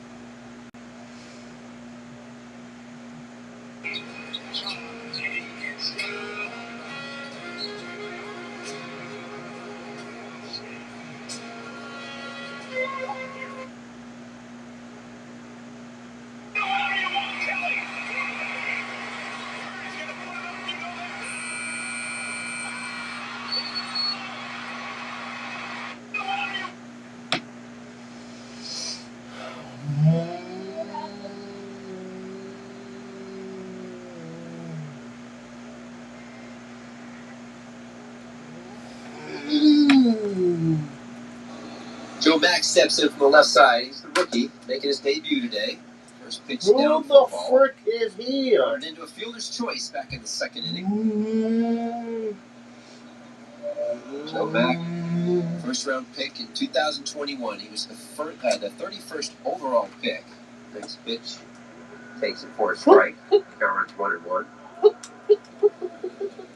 I think the highest catcher ever taken by the Marlins was a guy you might know. Do you know somebody named Kyle Skipworth? 2008. Damn. I think he only got like 4 games maybe in the big leagues. Damn, He was taken 6th overall as a catcher. 1-1 pitch by Aaron. This ball's ripped down the right field line, but foul. Terrific play by the ball girl down there. Ball boy, I'm not sure who it is. Nice play. Do they actually catch it, or they just box it and drop it down? They just swatted it down to the ground. I'm going to give him the benefit of the doubt. Okay. No replay. No harm, no foul. 1-2 count. 1 out here to Mack. Roll the wind up, and he fires. Breaking ball. Fouled straight down. Of course, Charles Johnson with another great catcher. Probably the most known catcher here in Miami. He was on the 97 World Series team for the Marlins. He was drafted in 1992. That. And he was 28th overall. That. Very high on this kid, on Joe Mack. 1-2 pitch. Breaking ball, swing and a miss. Yeah. Good pitch down. Nice job by Garrett, too. Garrett is doing a good job of smothering everything down in the dirt. 2 outs. Yeah. Owen Casey, the right fielder, steps in from the left side. Owen had a strikeout in the second.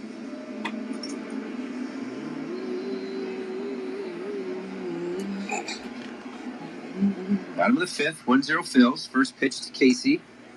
Breaking ball down for a ball.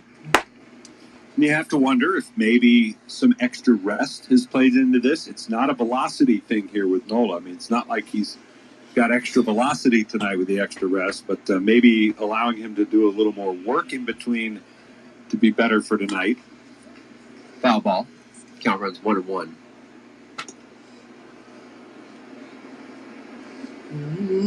Whatever the case might be, he certainly looks a whole lot better.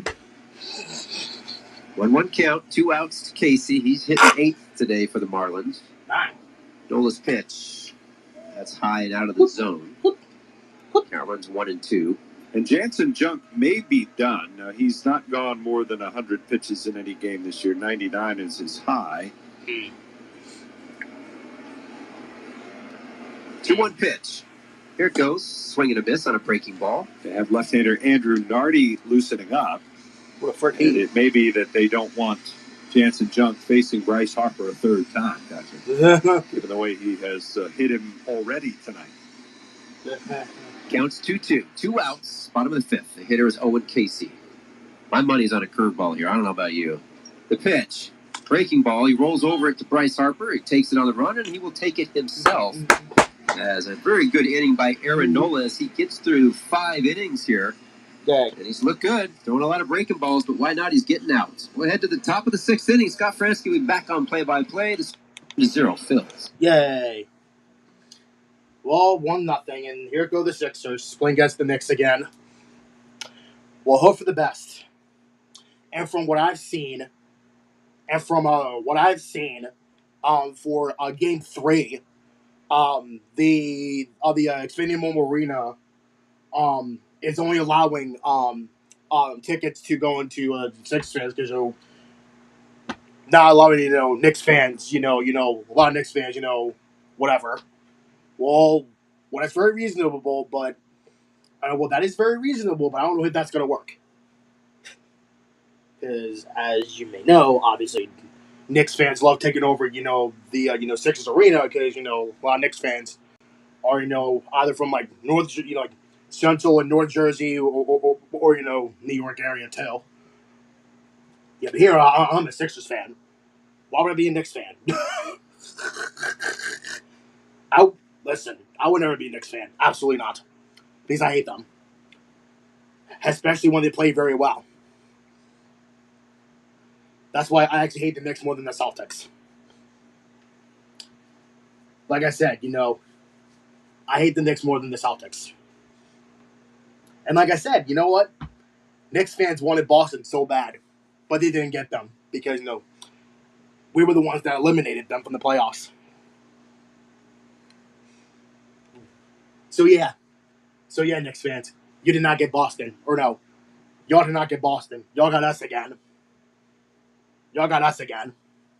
And this time around, we're going to eliminate y'all instead of y'all eliminating us. This is revenge for the first round in 2024. Especially when, we only won 2 games, and that to me was not really fair. I mean, and yes, it is on NBC, I believe. Yeah, it is. Again? Nick plans to visit Coca-Cola Corner, which is located in left field and will feature local restaurants throughout the season. From May 5th to the 7th, try the old-fashioned hoagie from Richie's Hoagies paired with a Sprite. Join the fun at Coca-Cola Corner and purchase tickets at Phillies.com. Oh, but that's tomorrow. It's a big week. A big week, Stock. Well, that's tomorrow. On the calendar, here's Adolis Garcia takes down our way. Today, of course, May the 4th be with you. Yep. Tomorrow, Cinco de Mayo. That's funny. And then Larry Anderson. And we all know what Seis de Mayo is. Larry Anderson. Is that? You say we all know. I'm guessing it has something to do with Larry. It is his birthday. It's his birthday, Yep. Okay. The foul ball over on the first base side. Murph, remind me, I promised him I would bring chocolate chip muffins for him. Don't let me forget that. Are you going to make them? Because that's... I am. You are? Okay, I was going to say muffins. That's really how it should be done. Chocolate chip muffins. Yeah. Just show your love. That's cool. Hey, my birthday is February 13th. Okay. So. You're usually not around. I mean, like, Hello, where I am. Mail. Yeah. It's true. You're right, though. 1-1. It's low. Garcia singled his last time up. Popped out to third his first time. 1 for 2 on the day. Jansen Junk, 88 pitches. Nardi took a seat. Now King is up in their bullpen. Huh? There's the righties 2-1 on the way. Swing and a miss. He was out front of that. Breaking ball. It's 2-2. Junk came in having thrown 11 consecutive scoreless innings. That was broken up in the third inning by Harper's solo homer. Nola has done the rest. 2-2 pitch. Hello. And after this, we're getting back home after this one. 3 balls, 2 strikes with Marsh on deck. And the payoff pitch. Swung on, punched the other way. There's a base hit. And Garcia with another sharp single. He's aboard with 1 out. That'll bring up Brandon Marsh. Garcia, he's been all over the barrel. Getting out of that Atlanta series, all of a sudden he kind of found something. That is going to do it for Jansen Junk. Goodbye. With a runner on, they want to bring the lefty out to face Marsh and Stott. You can understand that if you're the Miami Marlins. 1-0, Phillies lead it. We've got a pitching change timeout brought to you by Pennington Grass Seed, official partner of the Phillies grounds crew. We're back in a moment on the Phillies Radio Network. Yay. Well, do I even want to turn on the frickin' Sixers? Well, the thing is is that I am afraid to watch them now. Well, because I know what the Knicks are going to do. They are going to blow us out per usual. So, yeah. That's what they always do. Because now remember when the Knicks had a 51-point win over the Hawks at Game 6? That's ridiculous. 51-point win. Like, what's wrong with them? Do they want to get so hot? Come on. Give the Hawks a chance, but now we have Embiid back, so that's going to be a problem for them, too. But, like I said, Knicks fans wanted Boston, but they didn't get them. Nope. They didn't get them. Instead, they got us. Yeah, I bet a lot of Knicks fans are booing us. Well, guess what? Deal with it. Yo, we're not getting Boston out of the way. But I actually would be happy, though, if we would have lost. Because I don't want to face against the Knicks again, but now, unfortunately, we are in the second round rather than the first round. Always got to deal with rivalries.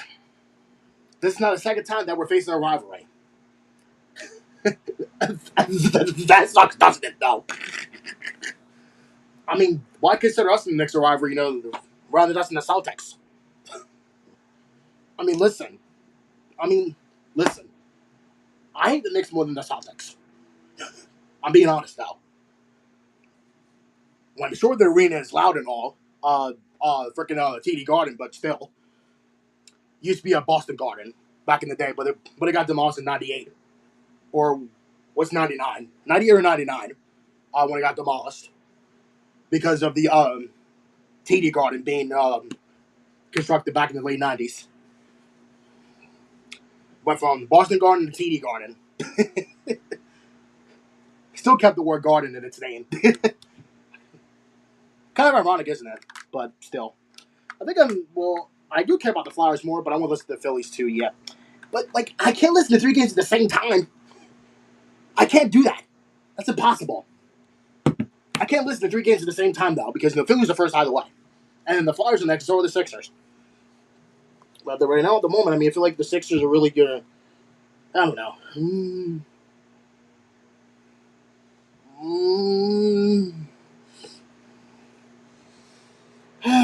Lord mercy. As far as I know, the Flyers are...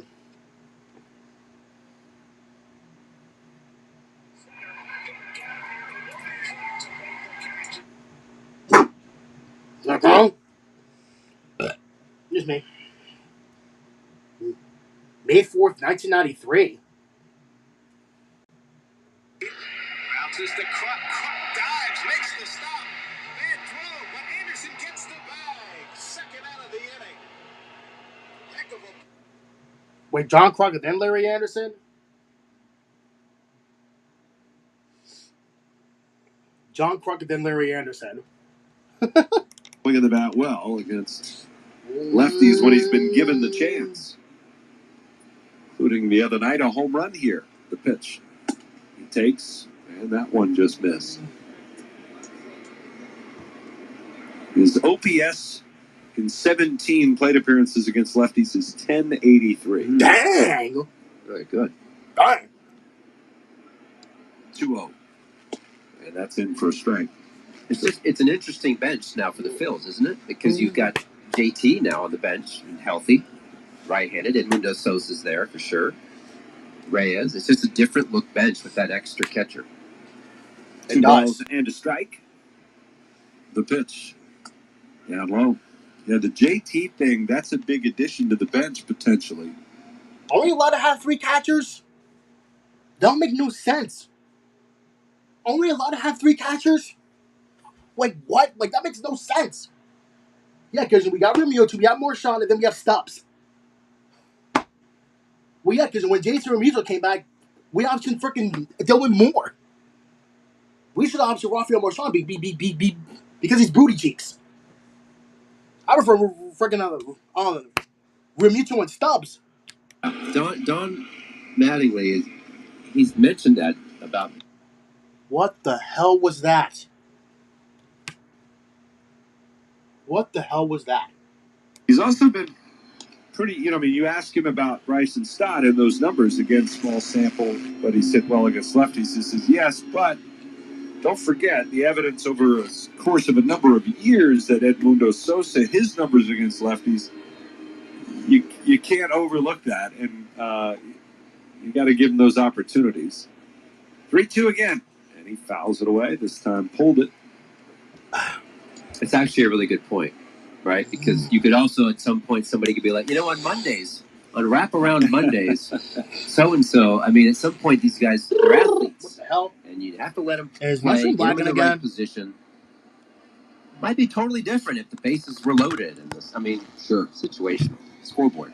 Another 3-2, and Stott swings and lines it towards right, but right there is Casey. Man. He'll make the catch. Rats. Good at bat, results in an out. However, no runs, a hit, and a man left. And as we head for the bottom of the sixth inning, it is still the Phillies 1 and the Marlins nothing. We still have a run? That's it? What? We still have a run? That's it? I mean, listen, one run is not enough for you to win the game. But I'm not trying to get bad hopes up, though. I'm not trying to get my bad hopes up, though. You know what would be really, really crazy? If the Phillies win right now, if the Phillies win, then the Flyers win, I hope, and then the Sixers win. But again, I care more about the Flyers than the Sixers. I mean, not the Sixers, I'm sorry. I care more about the Flyers than the Phillies and Sixers. Because, the Sixers, because it's game 1 of the second round. And then the Phillies, because obviously it's early in the season still, and because, we're in the month of May now. I mean, listen, but still, I mean, obviously, the Phillies are now trying to do, as of right now, because, they're trying to get going, because I feel like, after them losing 10 straight, I was like, yeah, I think they got enough. Well, all of a sudden, since they, fired Rob Thompson, and they won 4 straight, then they lost. Because they won, 4, out of the 5 games, with, Don Mattingly, so I'm not really upset about that. Because still, because I think we're, 14-20, I think, now? I mean, that is still bad, but at least we're not the worst team in freaking baseball now. Oh, we were for, a couple of days, or maybe, a few. And then now all of a sudden we turn it around. After firing Rob Thompson. I still can't believe we fired him now. Chances. DemandDeborah.org. 100.7 WZXL. Oh, about time that says that. Chick-fil-A nugget of the game. Chick-fil-A nugget of the game. Your Chick-fil-A nugget of the game. May 4th, 1954, the Philadelphia Phillies and St. Louis Cardinals set a Major League record by using a whopping 42 players in an 11-inning marathon. Nonetheless, the game took just over 2.5 hours in a 14-10 Phillies victory. Damn, really? 1954? May 4th, 1954? God damn, really? 1954? Here's the 1-0 from Nola. And a swing and a miss. Oh, look. Nola's still pitching. Big cut there by Paulie. Fly to right his first time up. Nola's actually doing pretty good right now. The Phillies do have left-hander Tanner Banks loosening up. Here's the windup and the 1-1. Swinging a ground ball, weakly hit middle. Backhand Stott has it. Fires to first in time. All right. 1 away. And with the exception of the disputed hit error, with Lopez reaching in the 4th, Nola has retired the leadoff batter in the other 5 innings. As they disputed. Well, from what I see now, Yohan Duran is going to be back soon. They're going to activate him tomorrow. That's good. Glad he's returning. You don't want to know why, you see, other closures, yesterday we saw Ryan Cartwright. I mean, he's all right. I mean, a lot of people wanted to, let him go. A lot of people wanted, him to be gone. Not me personally, because it wasn't his fault that we lost the freaking divisional series. Against the damn Dodgers again. I still won't forget that, I still will not forgive the Dodgers for beating us in the freaking NLDS. And then they marched away, to the World Series. Well, they got lucky, though. Because here's the thing. If we beat the Dodgers in the freaking NLDS, we actually would have advanced the end. We actually would have played against the Brewers. we actually would have played against the Brewers in the freaking NLCS. But I think that would have been trouble more, though. Because, the freaking Brewers are good, obviously, too. But right now, they're like something else. And now all of a sudden, the Dodgers are in the losing streak. Good. They deserve it. They deserve to lose more games. They deserve to lose more games. I don't even like Dodgers anyway. I don't even like them anyway to begin with. Even though I did cheer for them to win the 2024 World Series, because obviously I didn't want the Yankees to win either, because, they got enough World Series titles. They got, damn near 30? Yeah, but the last one was in 2009. So that's still not the point, though. That's not the point.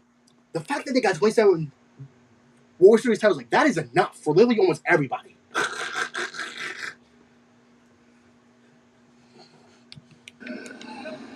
I'm not wrong, though, anyway.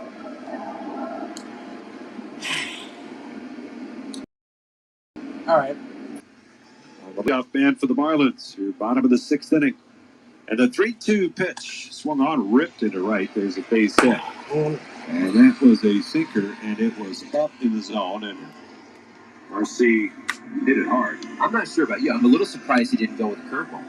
He's been throwing so many curveballs. He's thrown backwards most of the night with curveballs first pitch, 3-1 curveballs. Thought he might try to dump one in there. But I do believe that he called it, because Aaron does occasionally go to his belt with the pitch comm device, and he was playing around with his belt. So. Yeah, hadn't thrown him a curveball at all in that at bat. Here's the pitch to Stowers, and it swung on and fouled off. Well, they stay with Nola here with the go-ahead run at the plate, bottom of the 6th inning. Banks, the lefty, had been warming, would be ready to go. Perhaps they're waiting on the Edwards at bat. Should it get to that point? Who knows? Stowers takes a timeout. All right. 0-1 the count. Turner is playing up the middle against the left-hand batter. Bohm is back and way off the line, about 30 feet or so. The pitch. Ground ball right side, past the mound, out to second. Stott has it. His one play is to first. All right. And that'll get Stowers, but the tying run moves into scoring position. 2 outs, though, I think. And he'll be there for the guy who's been their best hitter all season, Otto Lopez. Oh, Otto Lopez. Well, let's all play ball. Don't miss Play Ball Weekend, coming up on June 5th through the 7th, encouraging youth everywhere to get out and play. You can visit playball.org and register for a free event near you today. This is the first time the Marlins have had a runner in scoring position. Yeah. And he's going, and Nola's got it picked off. Tosses the ball, and Bohm back to Turner, Stott, but it's late, and Marcy is able to get in there. Huh? You know what? I'll be honest with you. For me, Aaron Nola gave the ball up a little quick. Yeah. He could have ran at Marcy a little bit more to make him make a decision, then give it up. And so by the time Alec gets this ball, Marcy's already headed back to second base. Now, in fact, Marcy kind of fell down as Nola was getting ready to throw that. And, he had to actually get back up and run back to second base. So now he's at third. Nola, the stretch. And the pitch. And that's a called strike. And if Marcy gets thrown out there, it would be like just such a huge mistake. Yeah. Just such a guy with his speed. 0-1 the count. The pitch. Just missed. And this is where, coaching to me, the third base coach for the Marlins should be screaming, stay there. One of the best hitters right now in the game is at the plate. You're down by a run. You'll score in a base hit. There's no reason for him to be going anywhere. The 1-1. Breaking ball. That's a strike call. And the count goes to 1-2. Big pitch there by Nola. Curveball on the inner half of the plate. Just above the knees. Count 1 ball, 2 strikes. Well, can Nola get out of the jam? Nola. Well, not the jam. sign from Stubbs. He comes set. Checks second. He kicks the pitch. Breaking ball. Trickles towards third. As it's in the dirt, Stubbs will hold on to it, and Marcy makes it to third base. Wow. He was bound and determined to get there one way or the other, and he does. Good hold by Garrett. I know he was thinking of throwing it, like, just pocket that thing, work on the hitter. So that'll be a wild pitch on Nola. And it'll level the count 2-2 on Lopez. Got a chance to tie this game for Miami. 1-0 Phillies, bottom of the 6th. Nola ready, the 2-2 pitch. Swing and a pop-up. First base side, foul ground. Harper is over, but he's out of room. Oh, man. It ends up 8 rows back of the camera well beyond the Phillies dugout. Why are you doing mentions again, dude? And there you go again. Count still 2-2. And there you go again. Doing Continues freaking mentions about your names and not mine. here between Lopez and Nola. Nola at 91 pitches now.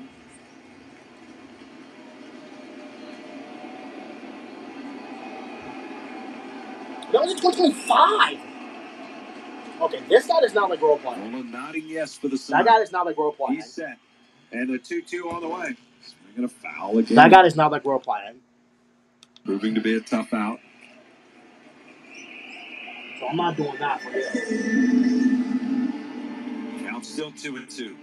Boy, if we get this out, then I'll go to the bathroom. Nola tossing away the baseball, wants a new one. I gotta go to the bathroom fucking bad. Maybe he just wants a moment. I'll play. It's possible. Make the pitch. He's got the one he wants now.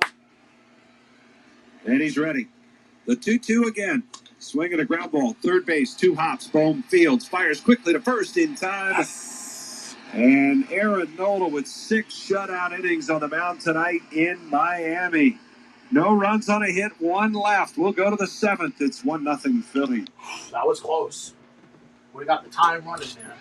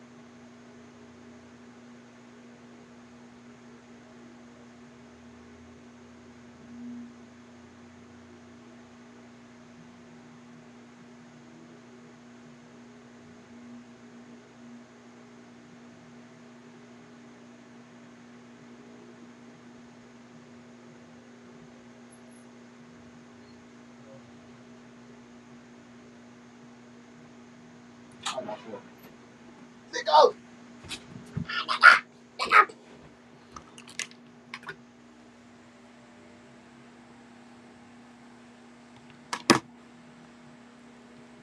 Breathe on Saturday, May 23rd. Stay for a post-game performance after the Phillies Guardians at 4:05. Your game ticket is your concert ticket. Visit Phillies.com to secure yours today.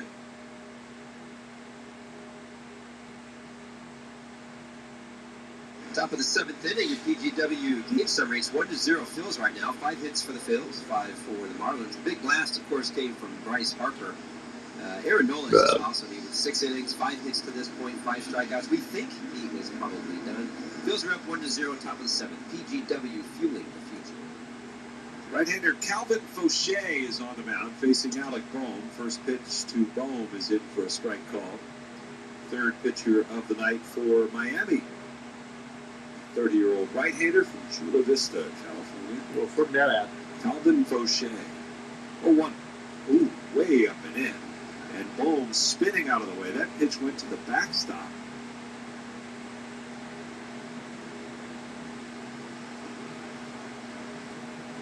Bohm tonight is 0 for 2. Reached on an error and grounded out 8 times to the shortstop. 1-1 the count. Fauché with a pitch. Swinging at a foul over the screen. Bohm, who was in the cleanup spot yesterday for the 12th time this year, and for the first time in a while. But, with Garcia back, 2 lefties ahead of him, Bohm back to the 7 spot tonight.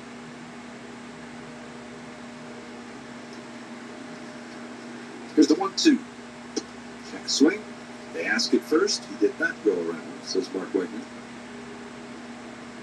First time since 2022 the Phillies have played one of these Friday to Monday wraparound series on the road. 2-2 pitch. Bohm broke his bat, rolls it past the mound. Edwards comes in to scoop it. He'll throw the first in time to get Bohm. 1 away. The Phillies had a 4-game set like this against the Giants at home. A couple of years back, they actually swept it. On the road in St. Louis, but I believe in that one.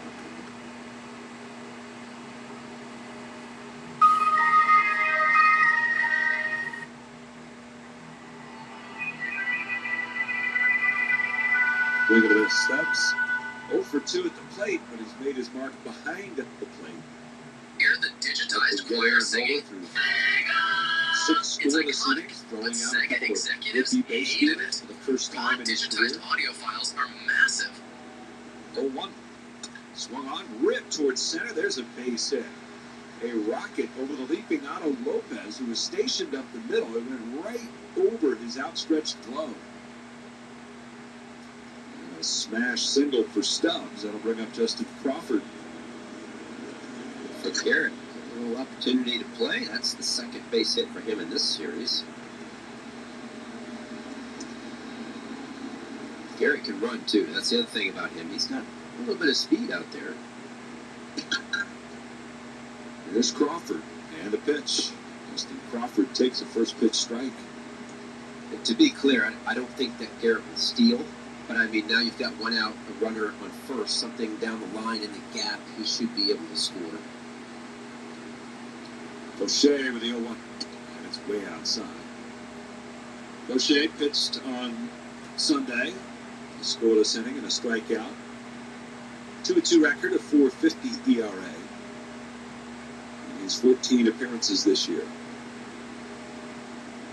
So 1-1, swing and a miss. It's been a good bullpen for the Marlins. They're not afraid to go to it early if need be. They are currently without Pete Fairbanks, who has nerve irritation in his hand, but he just recently went on the IL. A big acquisition in the offseason. 1-2. Foul back. I mean, the Marlins, their payroll is like low to mid 70 million. I mean, it's one of the lowest in baseball. It actually is the lowest in baseball. But 40% of that 73, 74 million is wrapped up in Sandy Alcantara and Pete Fairbanks. 40% of it. So one of them is hurt.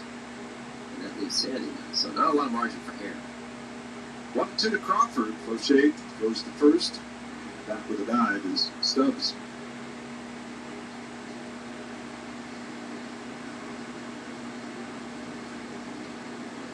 Yeah, I mean, that's the difference between some of the small spenders and the big spenders, right?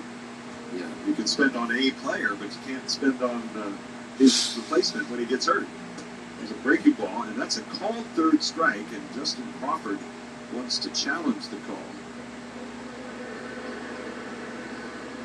I kind of like the timing of this challenge. And it is a strike, quite clearly a strike. Philadelphia, 1 remaining. So here is 7th inning, Phillies down to 1 challenge left. And with 2 away, that'll bring up Trey Turner.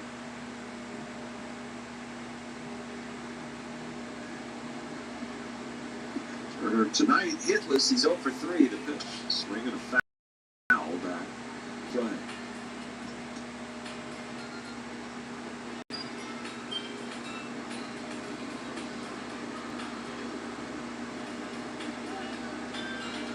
Where some teams can pay the replacement, and then their replacement, and then the one after that. Swinging a foul off the end of the bat. Well, if they're doing that, I mean, think of all the money the Dodgers spent on Tanner Scott, the former Marlin, and he was the big free agent reliever. He wasn't anywhere to be found at the end of last year. They just went on to somebody else. So we'll reconvene with him next year.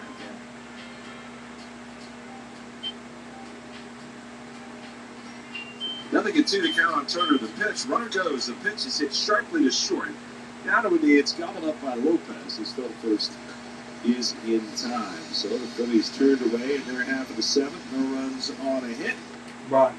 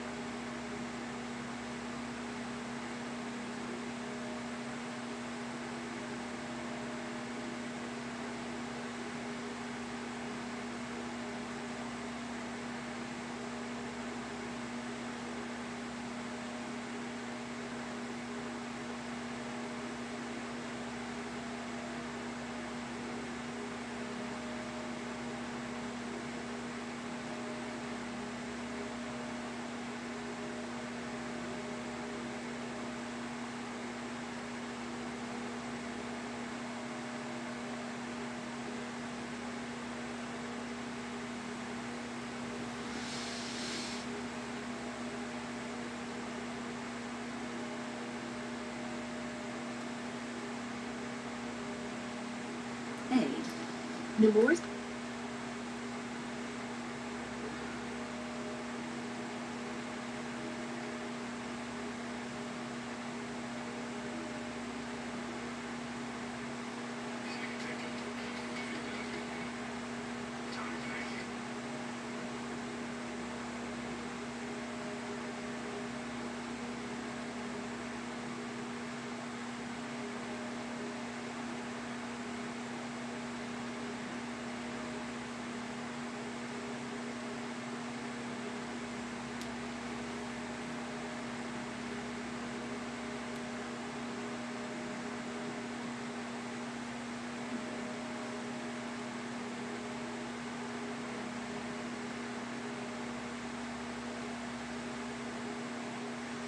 Maybe I need it.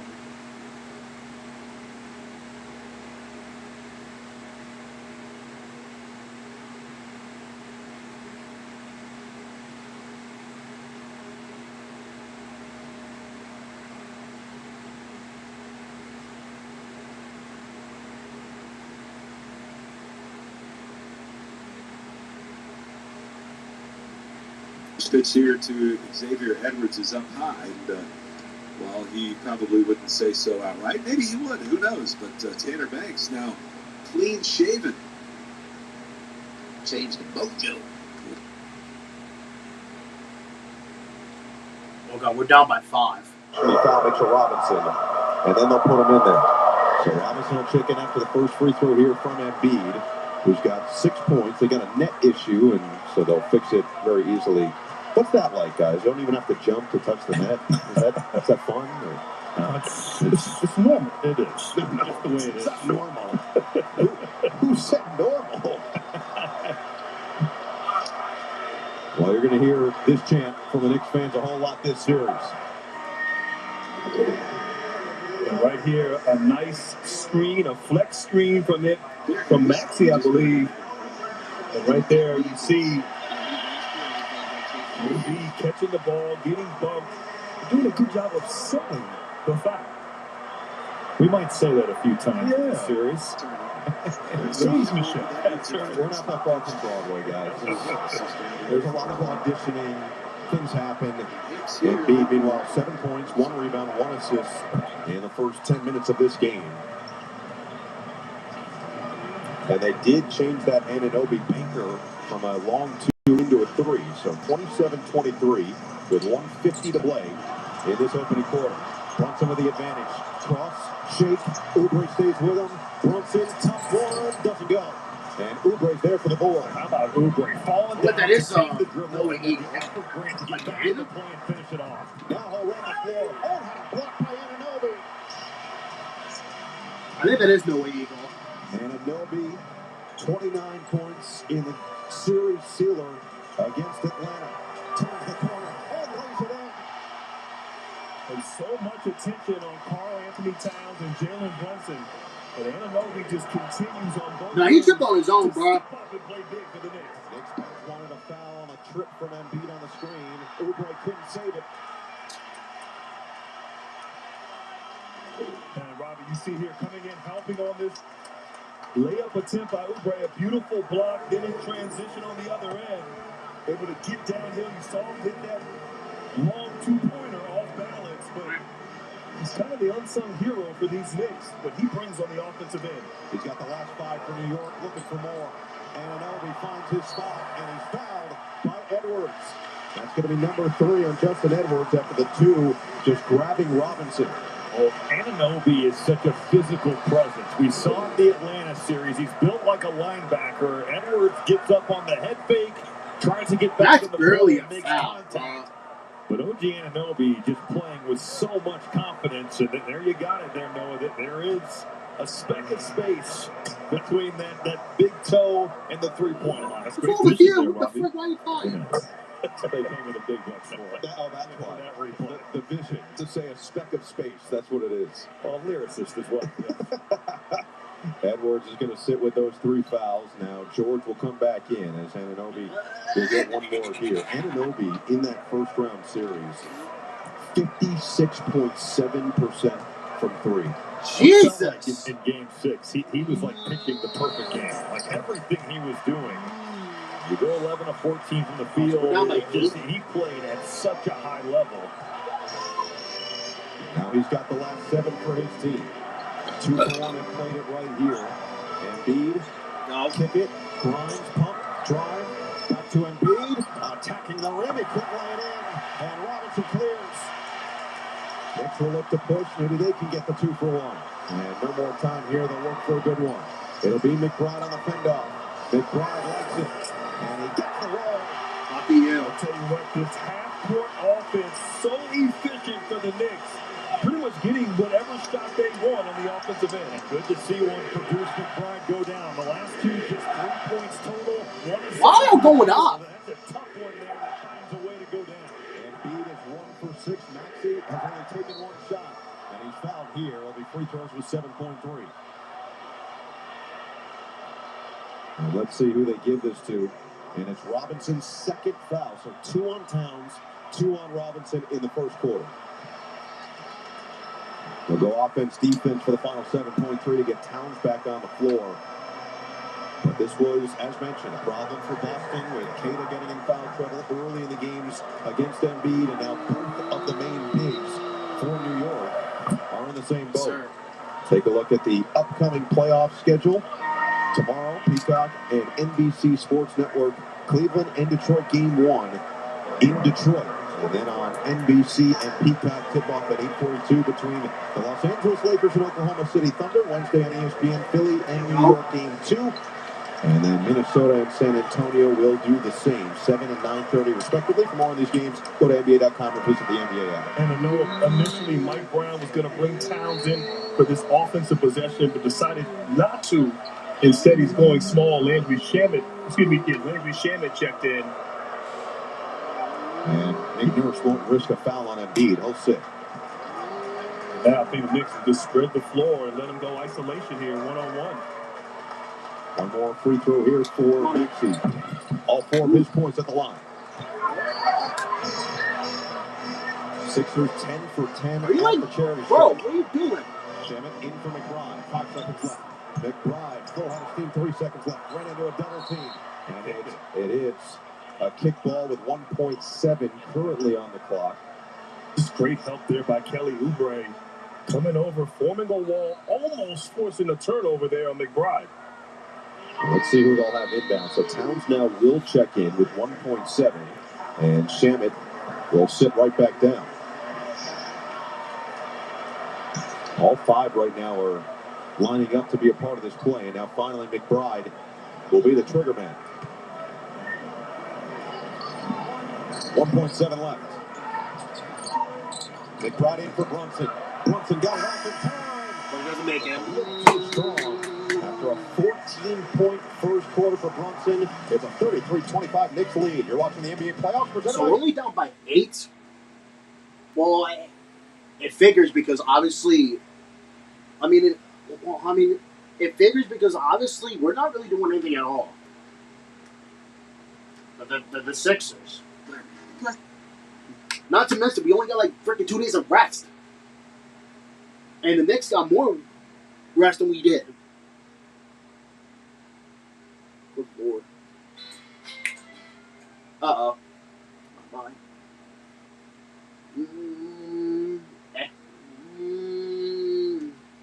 Hoping the Flyers are scoring goals again. We cannot be outshot in the second period. Oh.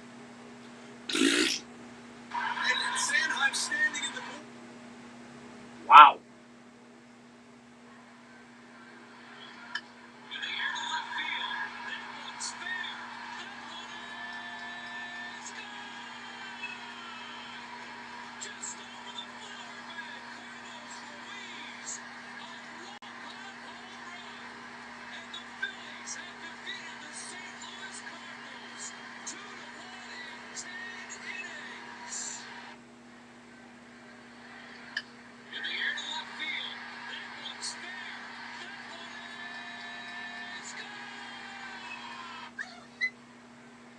Before 2010?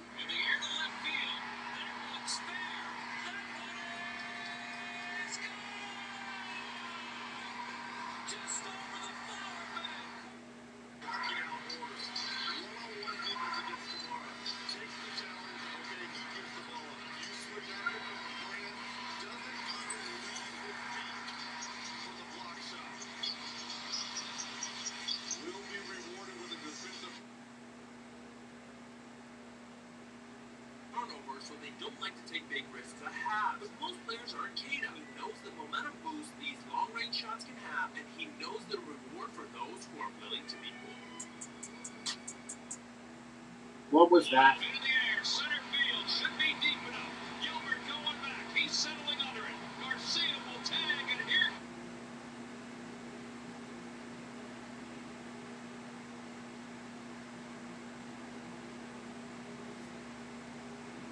Docker at 2.81 ERA. Tonight is his 10th appearance. He's got a whip under 1.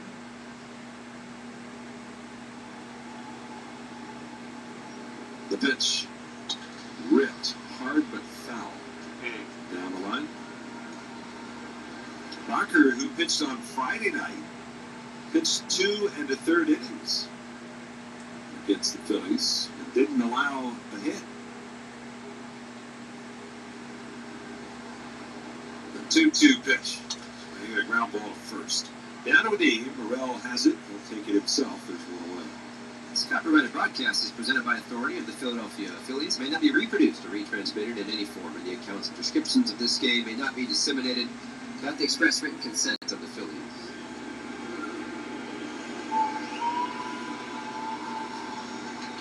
Here is Bryce Harper. Elsewhere on the out-of-town scoreboard, Mets beat the Rockies today 4-2. Wow. Pitch to Harper is down low. Braves are playing out west still. They're just rolling along. And they're in Seattle this week. Pitch down low. They get underway later this hour. Dodgers lead the Astros 3-2, bottom of the second in Houston.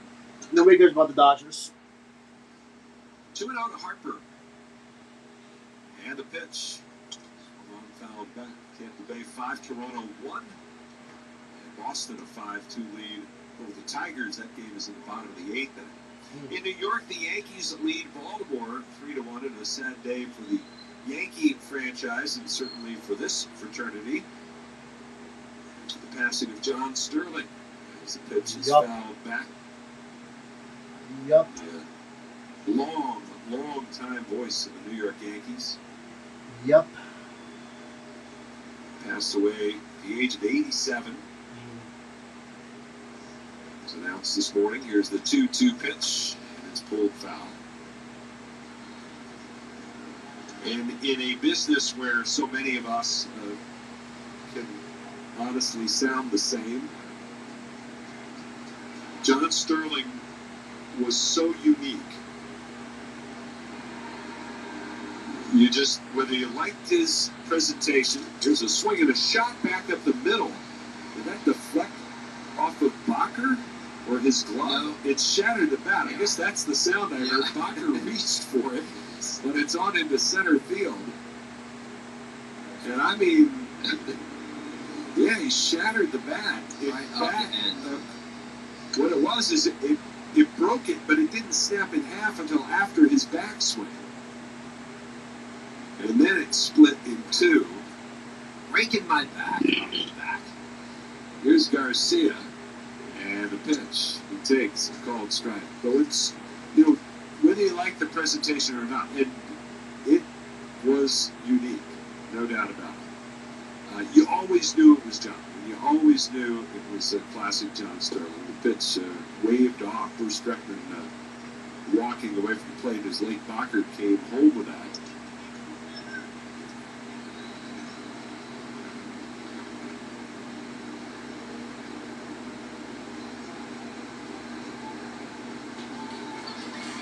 No balls and a strike. And a pitch to Garcia. Swing and a miss. John had a home run call, right? Did he have a home run call? He had many home run calls. For each play. Correct. And that was something that started a little bit later on in his career. I believe the first one he really started doing that with was Bernie Williams. 0-2. Swing and a miss. In fact, they asked Don Mattingly about it today. Of course, their paths crossed near the end of Mattingly's career in New York. Was near the start of John Sterling. He got there in 1989 with the Yankees. But he wasn't really doing the individual home run calls till a little bit later. So they didn't really have one for Don Mattingly. David Marsh takes inside for a ball. No ball and no strikes. And he went from, I believe it was 1989 to 2019 without missing a single game. Not one. Not one single game. Playoffs included. That side. Whatever the number was, 5,000. I think those you get sniffles once in a while. Right. The flu? His streak was way longer than Cal Ripken's. Yeah.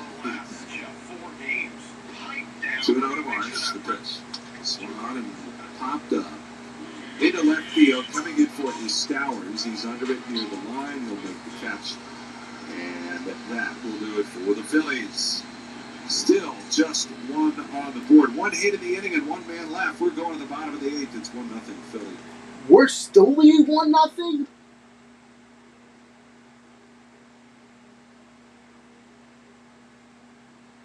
Wait, huh? 7,626? My God, good grief. Good grief. Oh, so it looks like, nothing happened in the second period. Probably not. Probably not.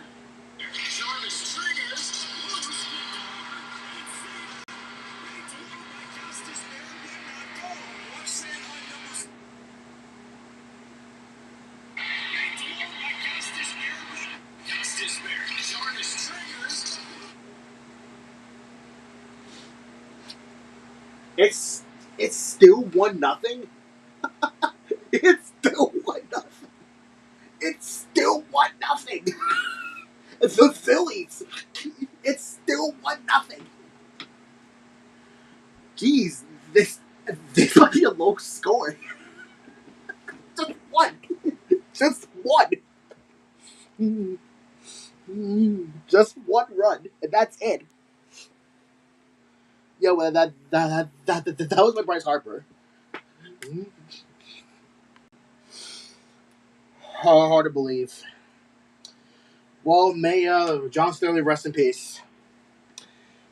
Yeah, a lot of sad for Yankees fans. Well, obviously, Yankees played at home, and obviously, they probably did, mourn the passing of him.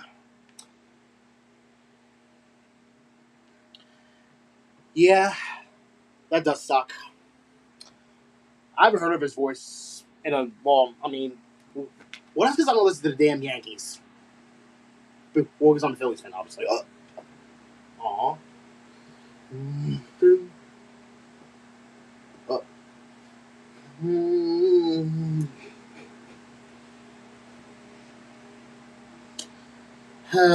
Man, that's sad.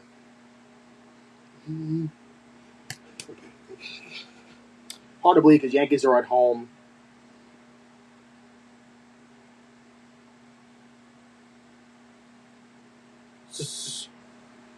Surprisingly enough, I don't see his name at all. Now I do. Yep.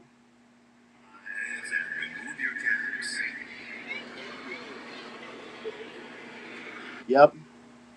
As we remember John Sterling.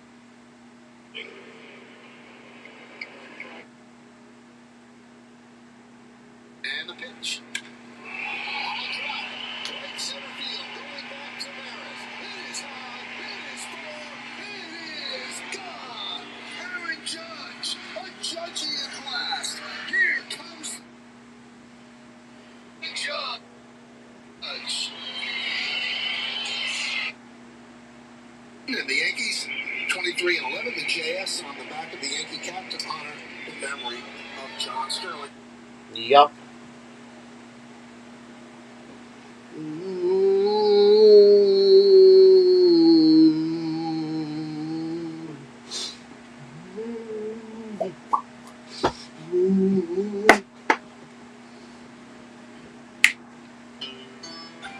Oh, Sob. No.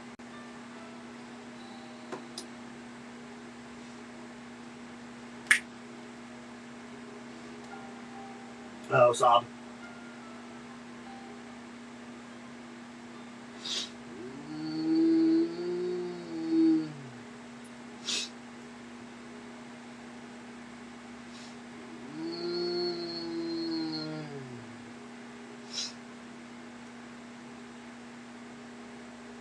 Ah.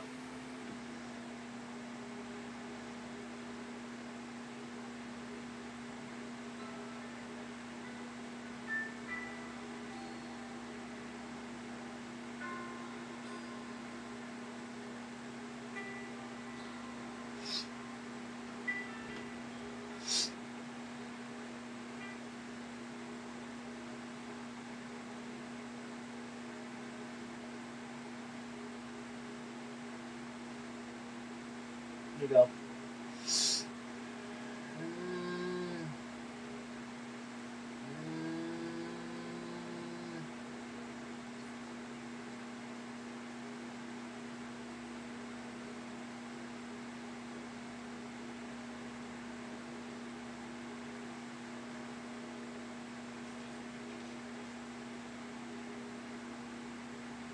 Is it still 2-1? Probably. Probably.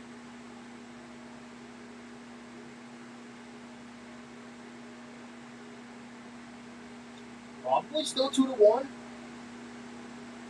Yeah, it's still 2-1 Flyers.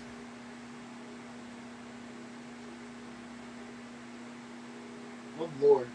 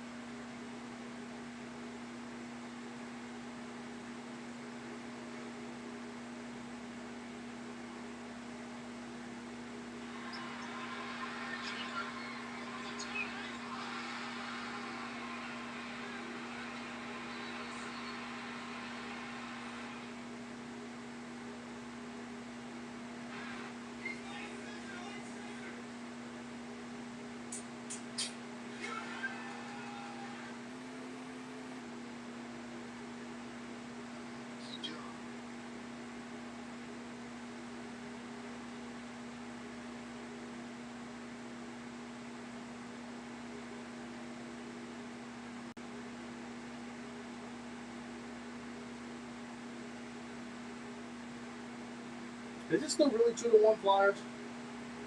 Oh my God! Again? Off, and the first pitch is hit in the air to right field, and right there is Ruiz, who remains in the game to play defense, and he'll make the catch. And Stott is out on one pitch. Lake Bakker is still on the mound.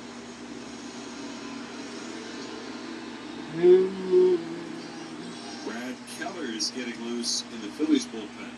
Connor Norby also stays in at third base.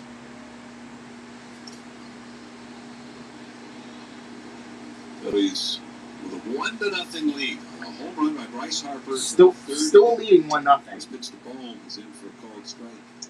Still 1-0.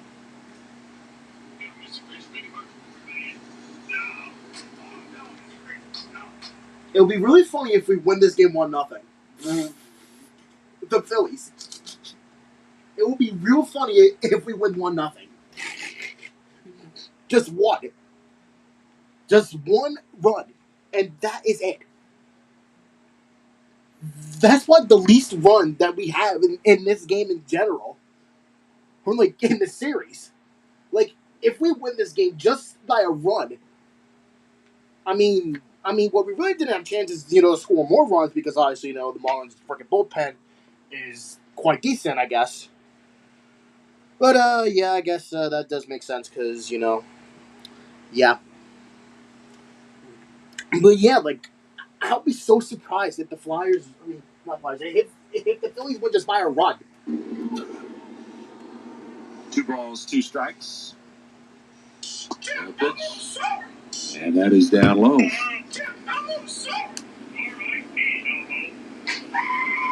Phillies, in fact, had 3 different 1-0 wins last year. Just one run, just one. 3-2. Fouled off. Against the Pirates at home in May. That was Mick Abel's game. Really? The game. Oh, big. Against the Mets in early September. Also at home. Oh, big. And who's pitching in that game? Swung on, hit high in the air, right field. Drifting out for it is Edwards. He'll be called off by Ruiz, who makes the catch. Goes out number 2. That game against the Mets, you may remember, the 1-0 victory was started at the beginning of that critical 4-game set with the Mets in September, and it was Aaron Nola. Oh, it was Nola. Who was on the mound. It was Nola.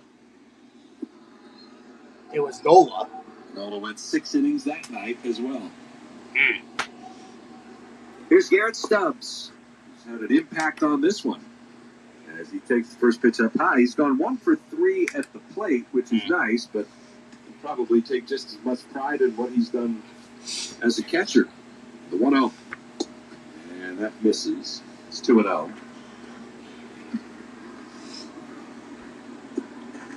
Again, if we win this game 1-0 again. Wait, have I remembered that when he 1-0 against the Mets last season? Or was it 2024? I think it was 2024 or was it last year? I think it was last year. I can't remember correctly. Oh, yeah, because we had a Mick Abel last year, I think. Where the Phillies blanked Detroit 1-0 on a first-inning homer by Kyle Schwarber. Here's a bunt. And diving for it off the mound towards the third base side is Bakker. He makes the catch. Oh. And the side is retired. And Love's trying to catch him napping, but he pops it up instead, and Bakker makes a nice play. So we'll see if it holds. We're going to the bottom of the 9th. Phillies 1, Marlins 0. Oh. Well, I gotta hope.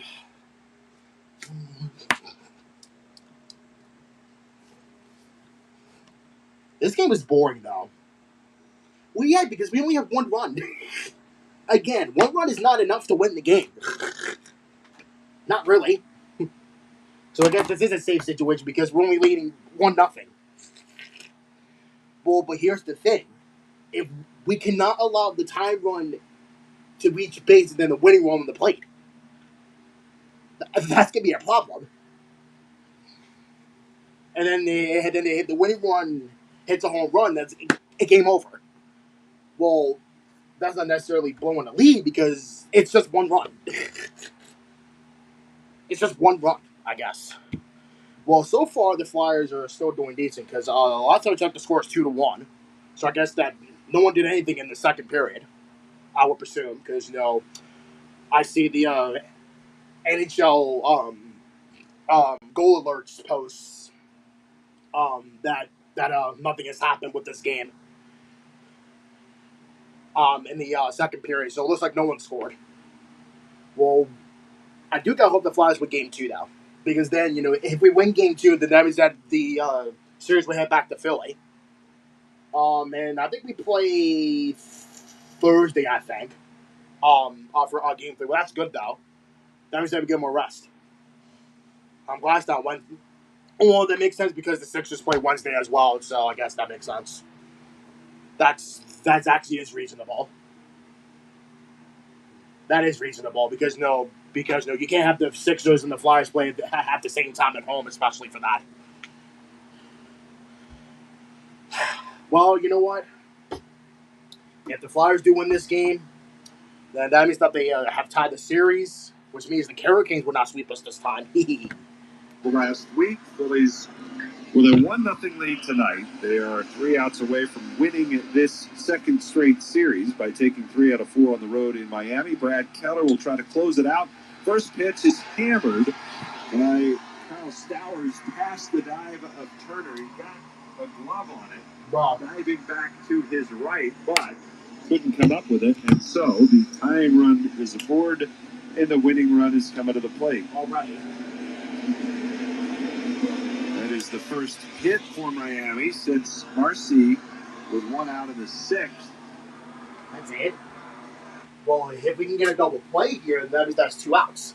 The board, now they're going to run for Stowers with Sanoa. And they've got the heart of their order coming up here. Otto Lopez.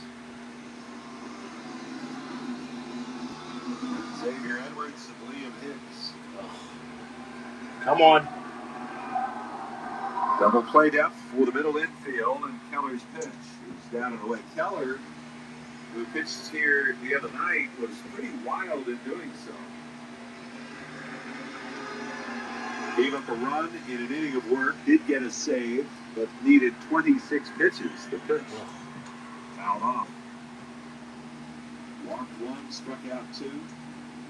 Just didn't seem like he was in any sort of a rhythm. I don't know if he was tired. Here you go. Why are you sitting? Why are you laying down like that? Hasn't pitched since then, so 2 straight days off. Why are you like that? 1-1 to count. Keller kicks the pitch. Swung on, hit sharply to short. Turner scoops, feeds Stott 1 on to first. Double play. Yes, sir. 6-4-3. They get Otto Lopez on the double play ball, and the bases are clear with 2 down. Yay. 1 more out to get. Well, that works. That works. Yeah. And 1 more man to get. Couple of tough guys to double up. Both are very speedy, but the ball's hit so hard. I mean, that ball was hit 107 miles an hour. Damn. And now Xavier Edwards takes the first pitch for a strike. It's 0-1. He's the last hope for Miami. And now asks for time. All right.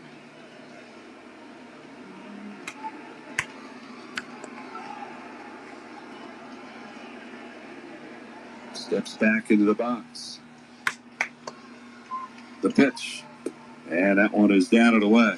And the Phillies trying for their second shutout win of the season. Their second shutout win in the last 7 games. Dang. The windup by Keller in the 1-1 swung on. Lined into right center. Garcia to the gap. Won't get it. Has to play it on a bounce. Bob.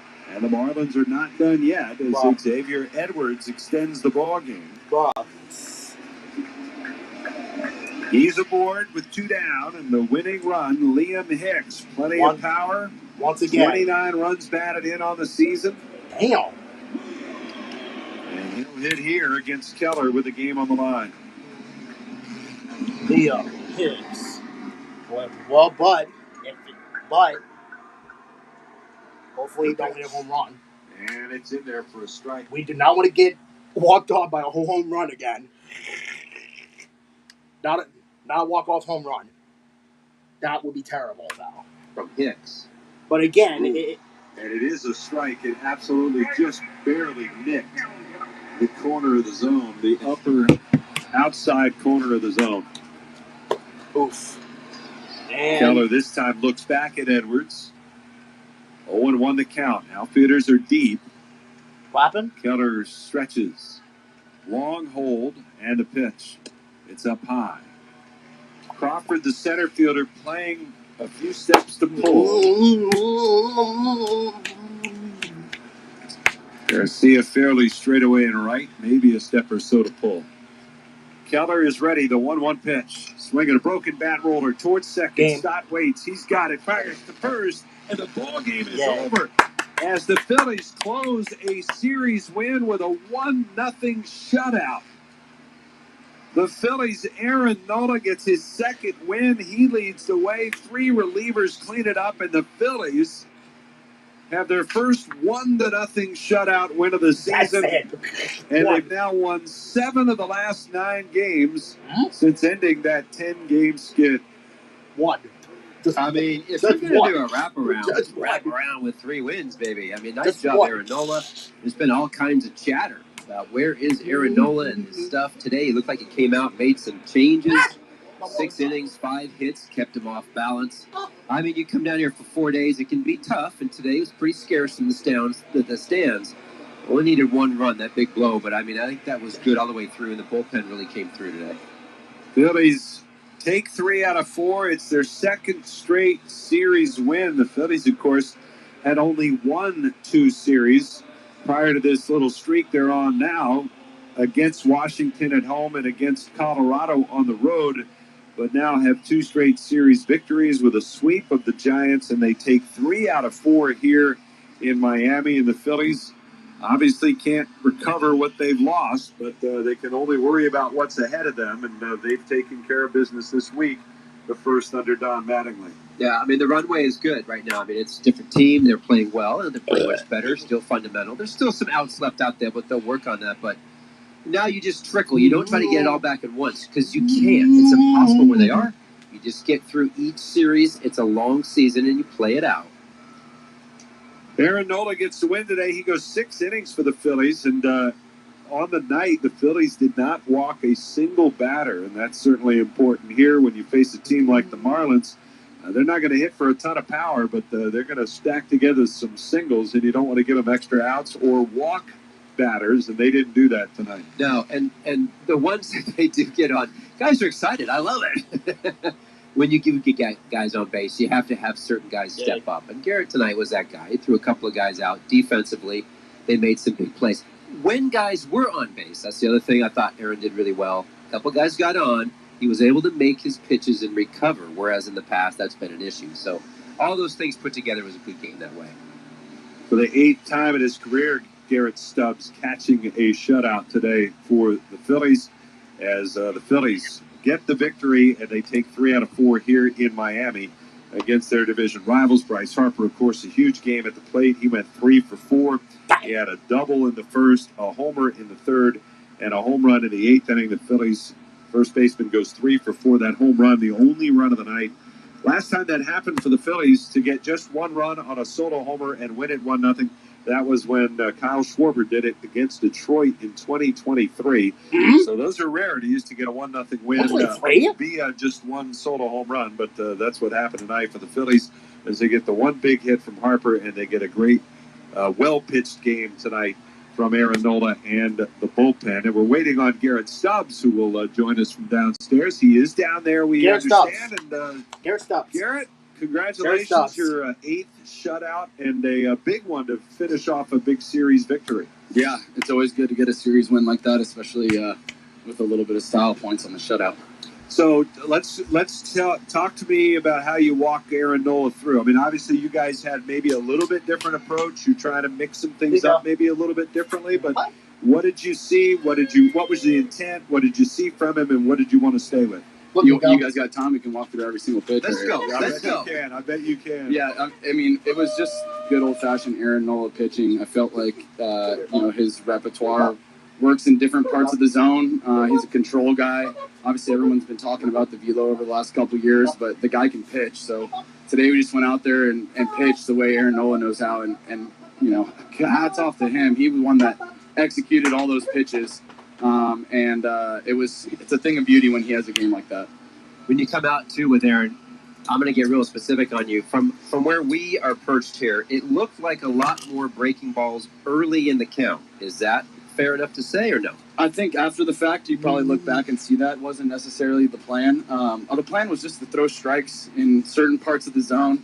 Obviously, I don't want to say too much. Yeah. Just one ball. It was just to throw strikes and execute pitches that he knows how to execute in certain parts of the zone and really lean on his strengths. So it's always fun when you go out there and it actually unfolds and you get a guy like Aaron Nola executing damn near every single pitch.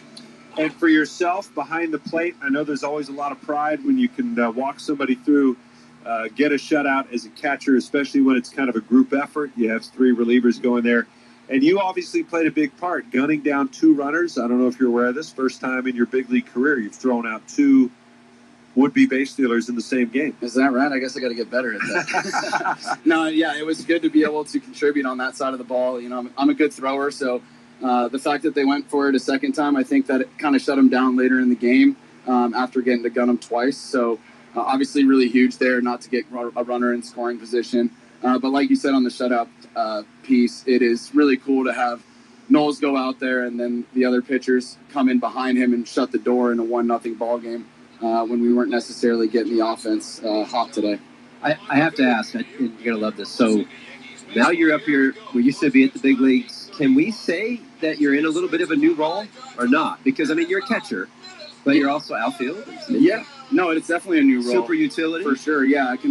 I made him write on my strength conditioning card super utility player rather than catcher. So, yeah, it is a new role. I'll never take being in the big leagues for granted. Obviously, I've spent a lot of time in AAA, both before getting to Philly and last year in Lehigh Valley. So I've never taken being in the big leagues for granted. So it's good to be here and being able to contribute at whatever role that is. All right, well, it's been fun to watch. Good way to finish off the road trip, and we'll see you on the plane. No doubt. See you, Garrett. Garrett Stubbs, our Chevrolet star of the game. Brought to you by your Philadelphia area Chevy dealers. Visit Chevrolet.com. We'll take a time out. We'll come back with the totals and a recap for you right after this. Yay. Well, Phillies win. I don't know about y'all, but the Flyers, I don't know about the Flyers, but right now I feel like the Flyers have 3 out of 4 taken. We actually just swept them all as if we didn't lose in the frickin' second game. But you know what? You know what?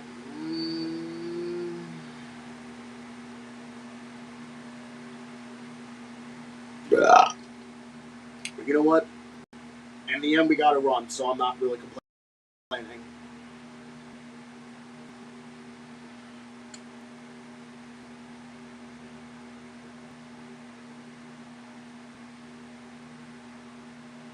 Oh, shut up. People are just...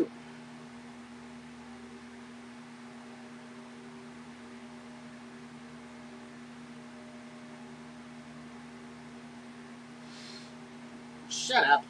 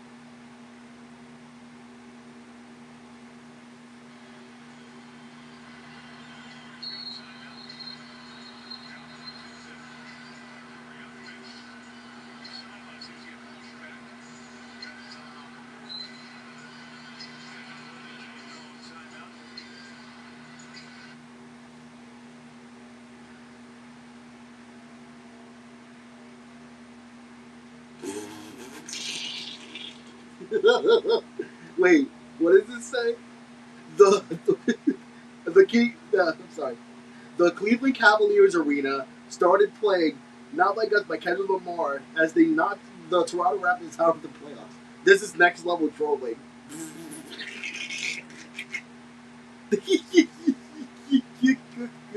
That's funny. You know what? As a Sixers fan, that's funny. Trolling Drake again. I know. Trolling Drake again. I see. Part of me, that song came out 2 years ago. Well, because it was in that beat between Drake and Kendrick. And of course, as you all know, we all know who won that beef. It was Kendrick, all the way. They're not like us. They're not like us. They're not like us. Da, da, da, da. You know, I really didn't care about the beef at first because it was not really a beef. Well, it technically was a beef. And then, of course, Kendrick Lamar dropped that song. I was like, uh-oh. Uh-oh.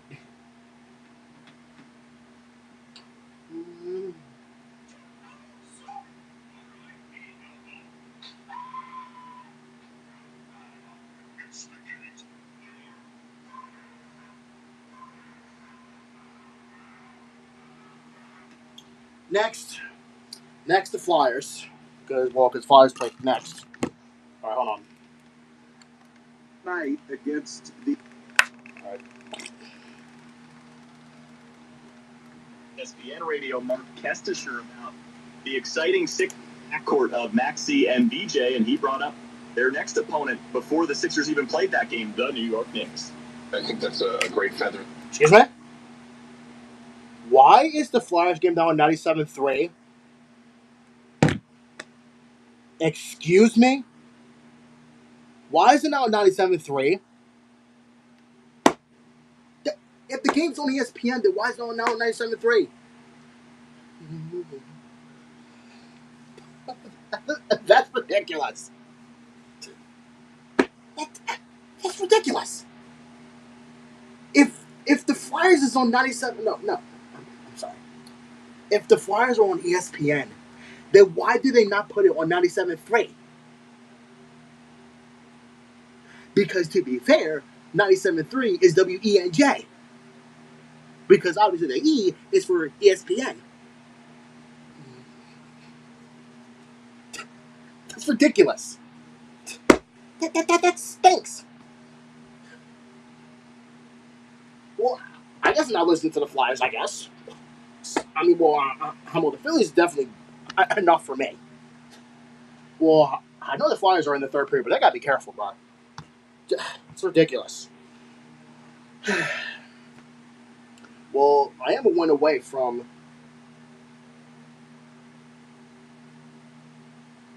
Oh, God. I don't care. The Sixers are losing by 23 points. Come on, man. Look, listen. It's only game one. It's only game one. So, it's not like we have lost the series already. We got bounced back in game two. Sixers lose in game one. I don't care. I don't care. I do not care. I mean, listen.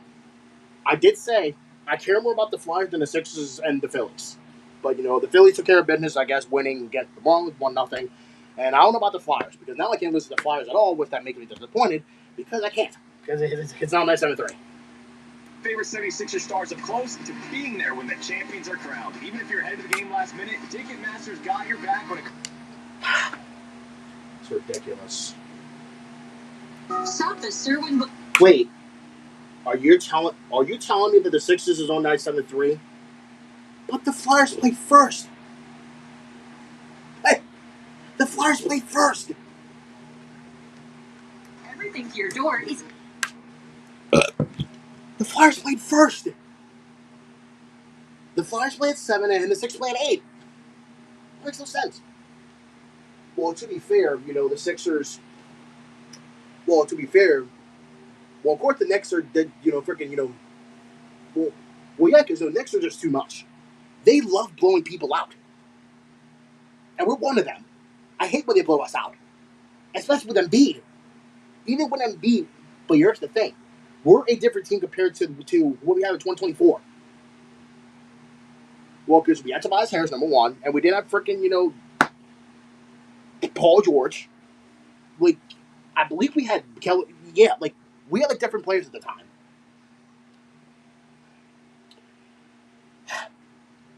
We're losing by 23 points. That disgusts me. It does. It does disgust me by literally, like, almost a lot. Seattle Supersonics?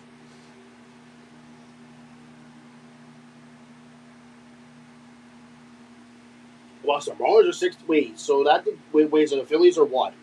Are we 15 and 19? Are we 15 and 19? No, 15 and 20. Gee.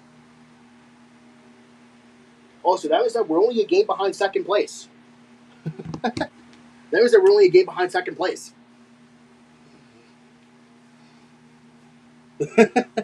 Well, even with the bad record. Wow, so the freaking Braves are just pouring it on while we're just stuck. While the rest of us are just stuck. Because now the Braves lead is now 9 games. They got to start losing.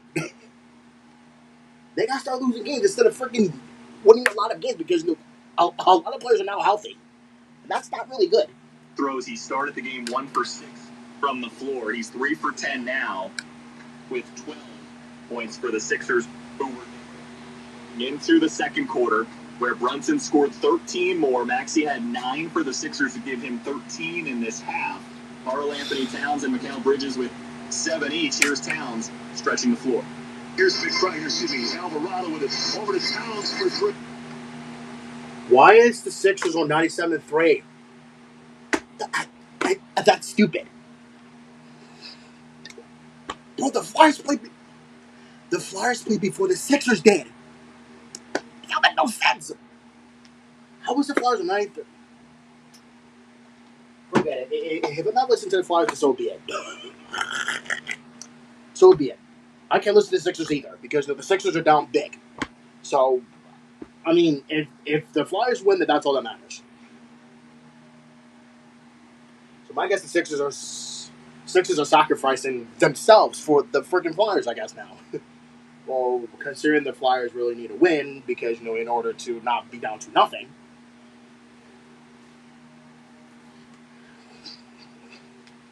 I hope that we're not down to nothing. Heading into Philly, but that would suck if we do go down to nothing. But listen, like I said, this should be a really good series, though. Even if we lose, the second round, at least we made it kind of far. Well, I mean, listen, because you know what? Now, I wouldn't be too surprised that we actually knock off the Hurricanes. I wouldn't be too surprised, though. But listen, as of right now, I feel like that we're not in, I think, as much as I hate saying it, though, but I'm being, 100% honest. We're not well positioned of going to the, conference finals. We're not really, well positioned enough. Because here's the thing. We did break our drought, to be honest. And then we beat the Penguins in the first round in freaking 6 games. And then now we have the Hurricanes, which right now, I don't know what the score is right now. I think it's probably still 2-1 Flyers. Right now in the third period. Because I was doing no one scored in the second. But of course the Flyers scored 2 goals in the first, and then the freaking Hurricanes scored 1. How about a role reversal? Well, actually not really because we got shut out in game 1. But the Flyers, the Flyers really need this win. They do, because if they win this game, then they would have to fill it, with, good rest, though, on top of it. So, I mean, to be fair, if the Flyers win this game, then and the next 2 games are huge. Because if the Flyers win these next 2 games, games 3 and 4, well, regardless, there's going to be game 5. There is going to be a game 5. Regardless what happens. There is going to be, game 5 regardless. Because, if we win this, if we win game 2, that means that there's going to be game 5. Either way. And then these next 2 games in Philly, we just got to take advantage. So if we win these 2 games in Philly, at home, pardon me, then we have a 3-1 series lead. And then wouldn't be too surprised if we win in 6 games. Because if you think about it, if we win these next, because if we win this game, then we would head to Philly with the series being tied, at a game apiece. So then, if the Flyers win the next two at home, then they would definitely have advantage. Okay, so what's going on with the NHL goals? Still nothing. Still nothing. Still nothing. Looks like still nothing, right? Nope, still nothing. Still nothing. Still nothing. Still nothing. I will presume it's still 1-0. I mean, no. I'm sorry.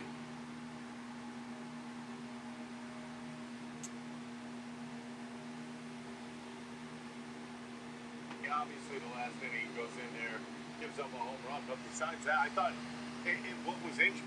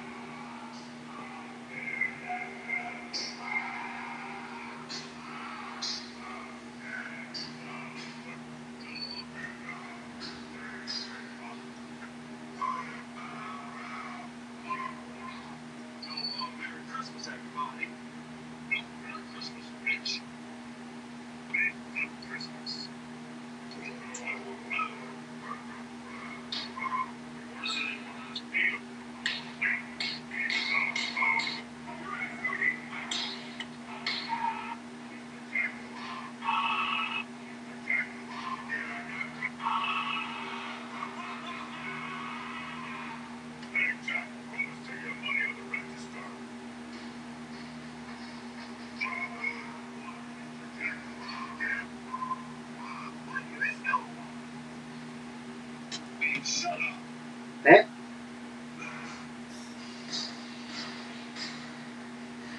Mm-hmm.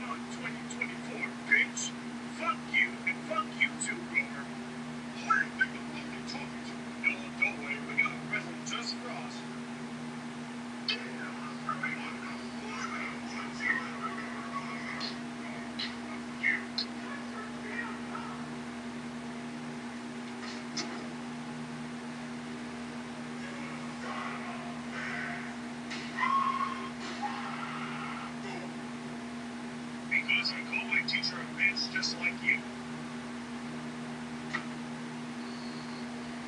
Listen, I'm sorry, I'm just overreacting. You're still not. You're still whining over that stupid.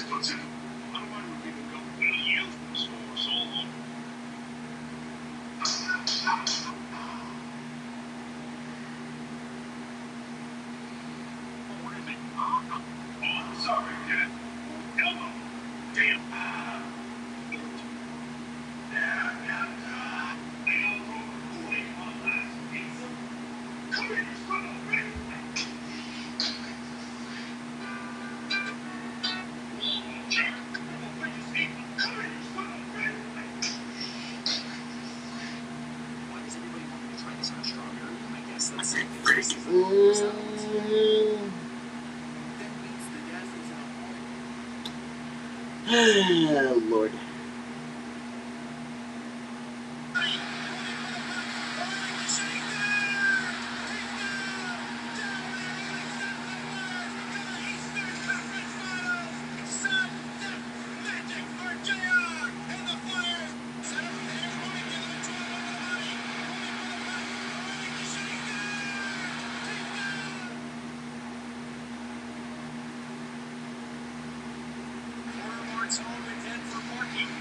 Bruh.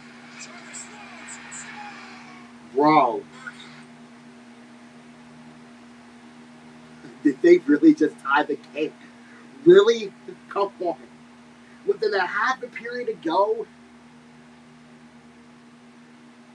We're just going to hang on to the 2-1 lead? Ugh.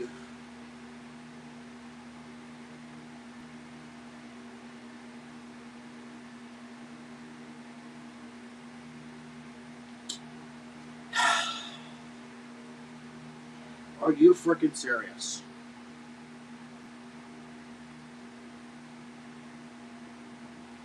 Anything but that.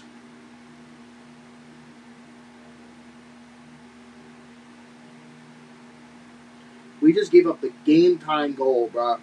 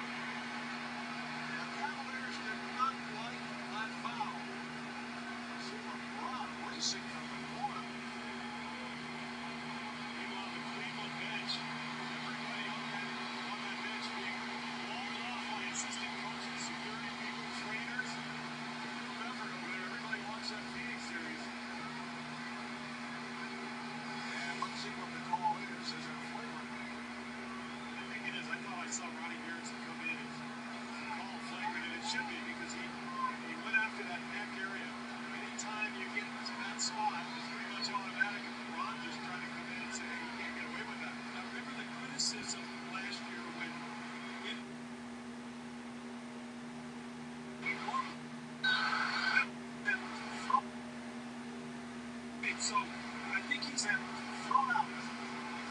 That is shocking. That's a huge foul. Zero.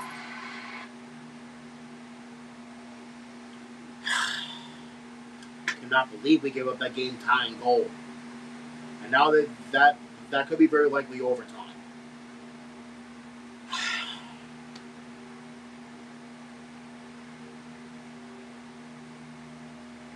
That freaking sucks. Anything but overtime. The Flyers need to win game 2, bro. I don't want 2 extra losses in this list anyway. The Flyers really need to give up their game. I mean, step up their game.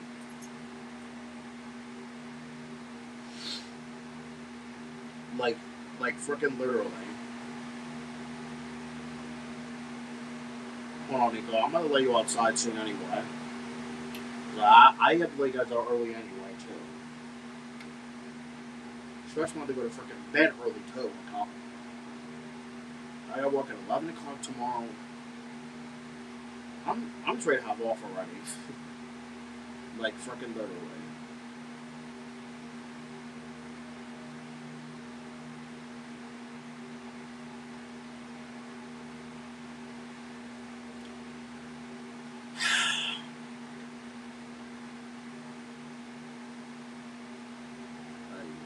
I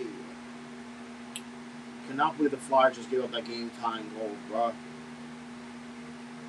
I mean, listen, we're the ones that need to win this game, bro.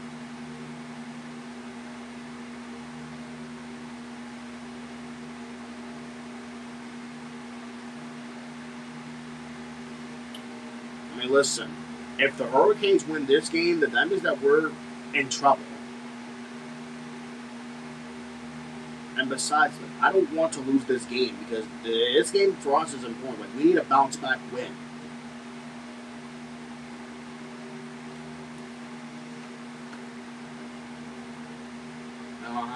Right now, I thought we're playing very poorly.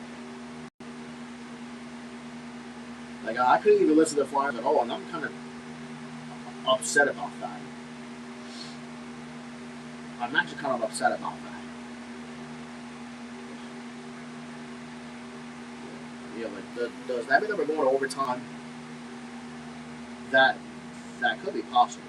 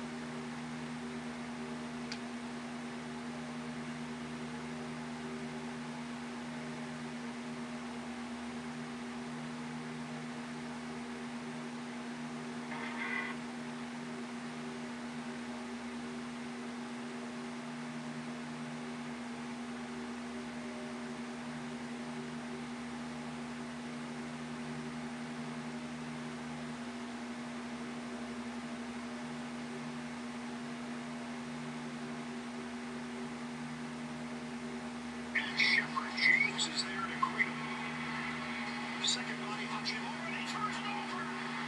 Get it ahead for James. Slaps it over to Canard.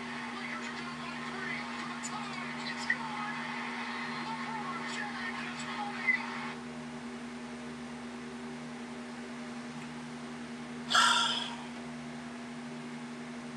I don't even know what the frick we're going to do. Well, this is a problem.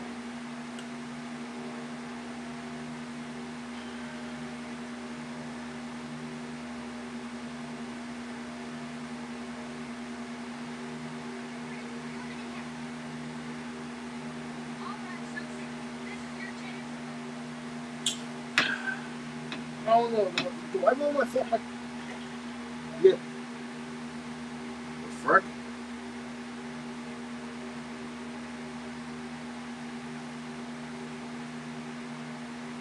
I don't know what the frick I'm going to do here. I may as well just let out these dogs, I guess, for the night. Because right now, I really feel like letting them out right now feels like it's more of a chance. Come on, you go. Come on, bub.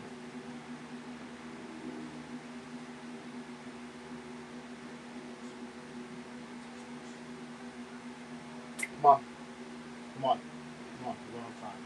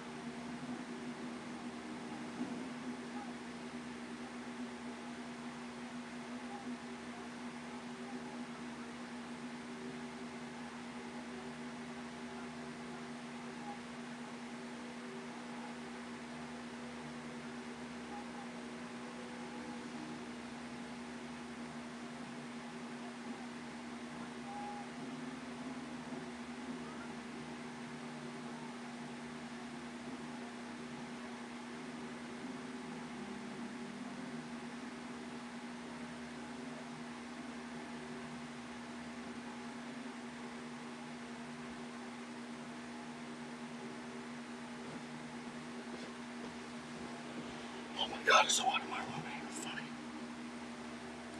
My phone's at 96. I guess I'll just leave it like that.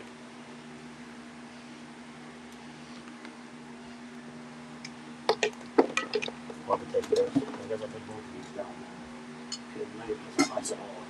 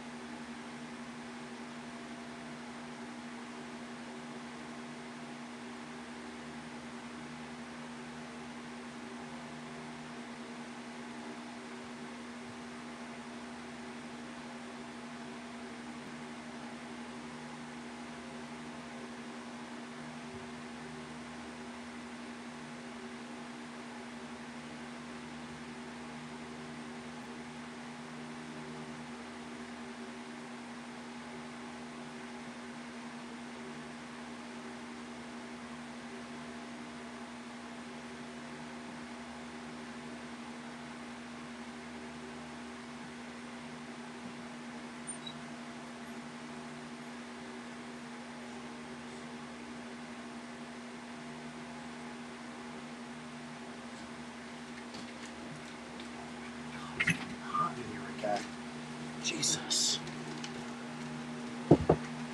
Sweating my cups to the side, probably. Was it because it's too hot? Maybe that's probably why my cups are melting. Come on, move.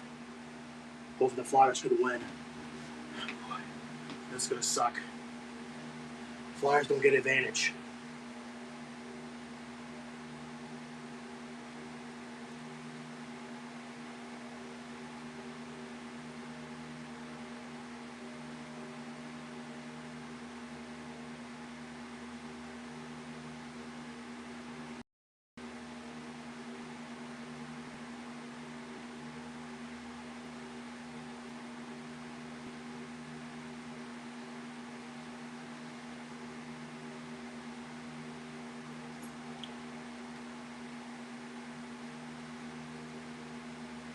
Oh my God, really?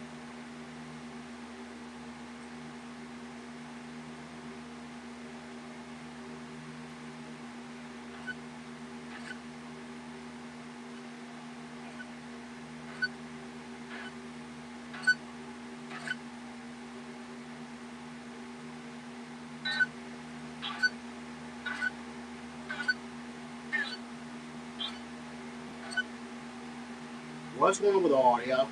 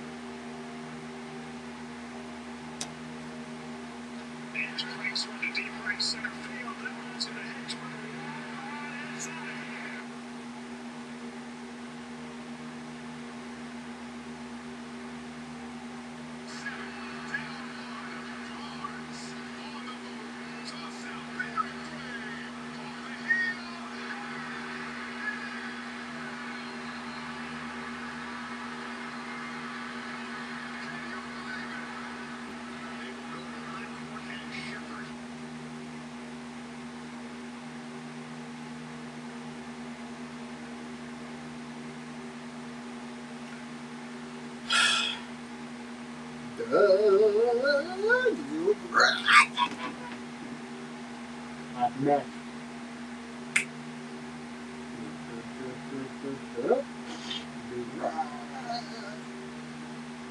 No. I'm not.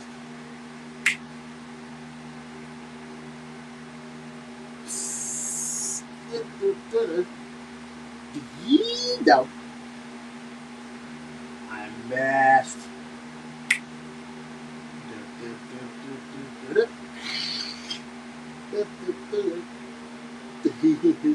No.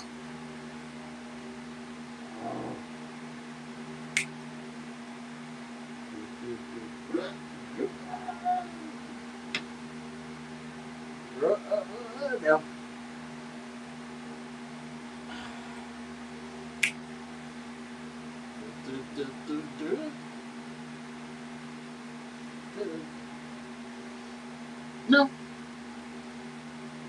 I missed.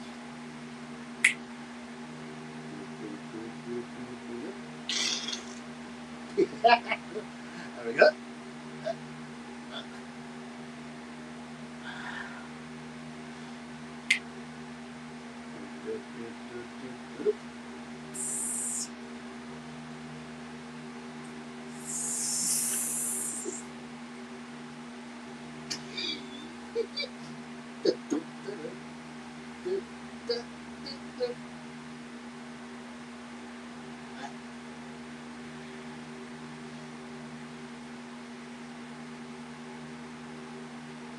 Oh.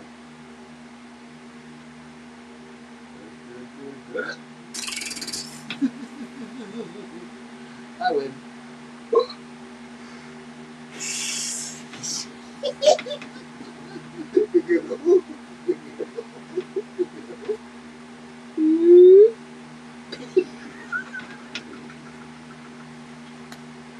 I love it.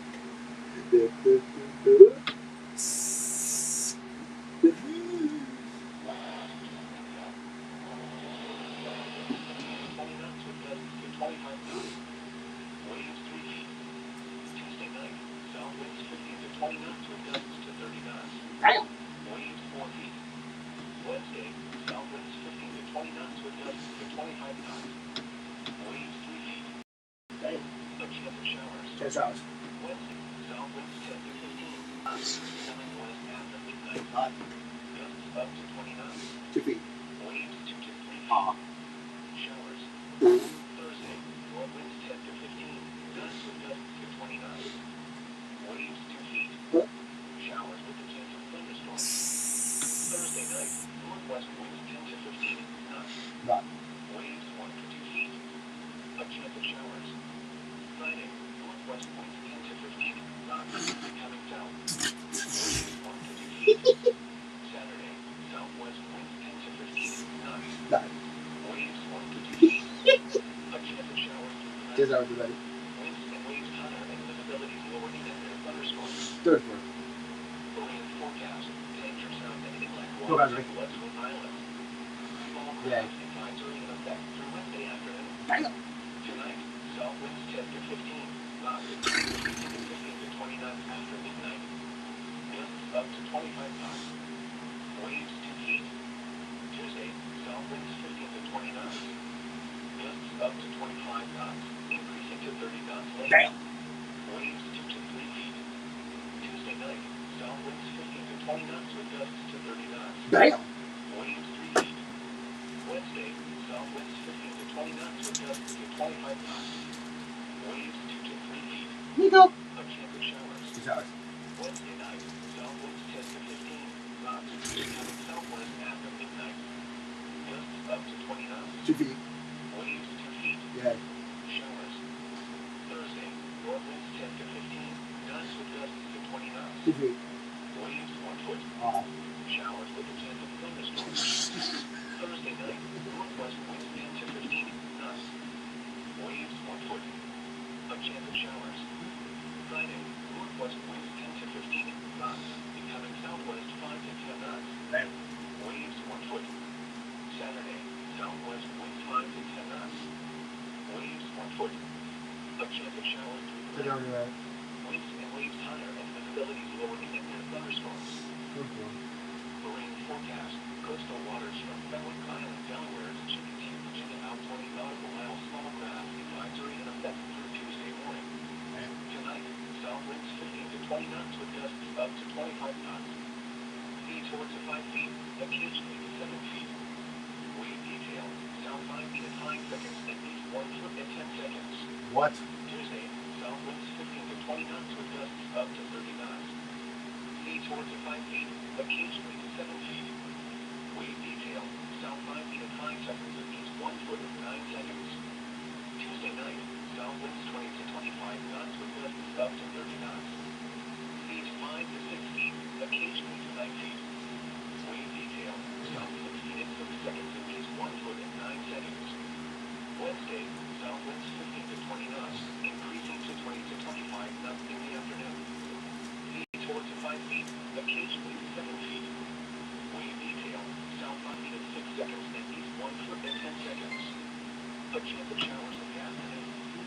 Wednesday night, south winds 20 to 25 knots. Incoming southwest 15 to 20 knots after midnight. Speed 4 to 5 feet, occasionally to 7 feet. Wave detail, south 5 feet at 6 seconds. A chance of showers in the evening, then showers after midnight. Thursday, north winds 10 to 15 knots. Seas 3 to 4 feet, occasionally to 6 feet. Wave detail, south 4 feet at 7 seconds and north 1 foot at 3 seconds. Showers in the morning, then showers with a chance of thunderstorms in the afternoon. Thursday night, northwest winds 5 to 10 knots. Gusts up to 15 knots after midnight. Seas 3 to 4 feet, occasionally 6 feet. Showers with a chance of thunderstorms in the evening, then a chance of showers after midnight. Friday, northwest winds 5 to 10 knots with gusts up to 15 knots. Coming southwest in the afternoon. Seas 4 to 5 feet, occasionally to 7 feet, subsiding to 2 to 3 feet in the afternoon. Friday night, south winds 5 to 10 knots. Seas around 2 feet. Saturday, south winds 5 to 10 knots with gusts up to 15 knots. Seas around 2 feet. Saturday night, southwest winds 5 to 10 knots. Gusts up to 15 knots in the evening. Seas 2 to 3 feet. Winds and seas higher in the near thunderstorms. This is the Coast National Weather Service All Hazards Weather Radio. KTCW, broadcasting from Wakefield, Virginia. Transmitting from Salisbury, Maryland on a frequency of 162.475 megahertz. The following information is for the Delmarva Peninsula, the adjacent coastal waters, and the northern part of the Chesapeake Bay. The current time is 10:48 p.m. Eastern Daylight Time. The Salisbury, Maryland climate summary for this evening as of 5 p.m. May 4, 2026. Today's high temperature was 75 degrees and a low 43 degrees. No precipitation fell today. The monthly total at 0.00 inches. The total precipitation for the year still stands at 8.74 inches. The record high for tomorrow is 90, which occurred in 1930, and the record low is 28, which occurred in 2003. Again?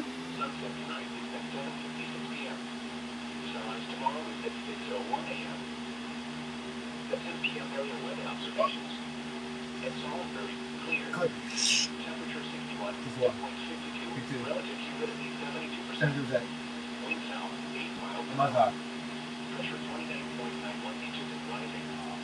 At Walnut Island, clear. Temperature 60, dew point 55, relative humidity 83%. Wind south 14 miles an hour. Pressure 29.94 inches and rising. Across the west of Delmarva and west of the Bay, Dover, clear and 63. Very clear. Wind southwest 12 miles an hour. Georgetown, clear and 62. Wind south 10 miles an hour. Ocean City, clear and 62. Wind southwest 15 miles. 29. Clear and 64. It's fall. Baltimore, cloudy and 66. 6. Washington, D.C., cloudy and 66. 6. Hudson River, partly cloudy and 6. 66. Yeah. Elsewhere across the Bay Atlantic, Richmond, mostly cloudy and 65. 6.5. Norfolk, clear and 67. 6.7. Wind south 20 miles an hour. 25. Clear. 6.5. Philadelphia, partly cloudy. 6.6. Wind south 12 miles an hour. 12.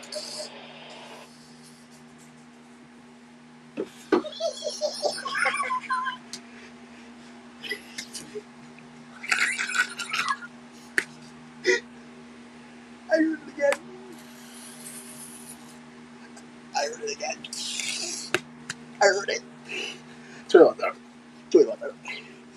12 there. Wind south.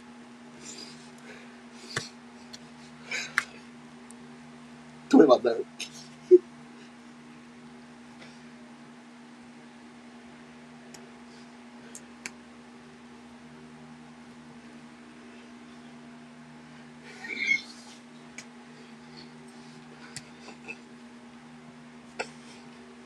Wait one there. Get 25.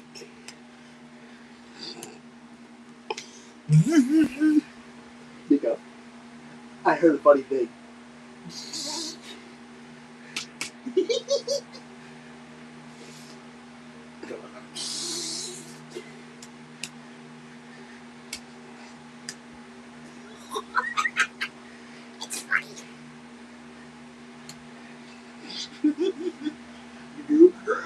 it go? Go. Come here. Hi. Hi. Hi. Hi. Come here. Hi. Paw.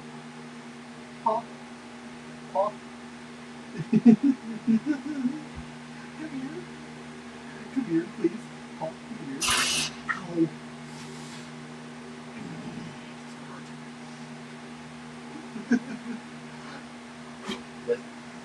Ow.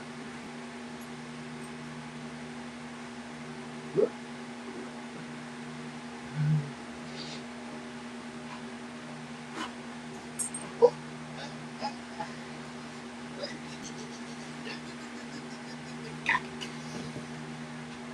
20 miles an hour. There we go.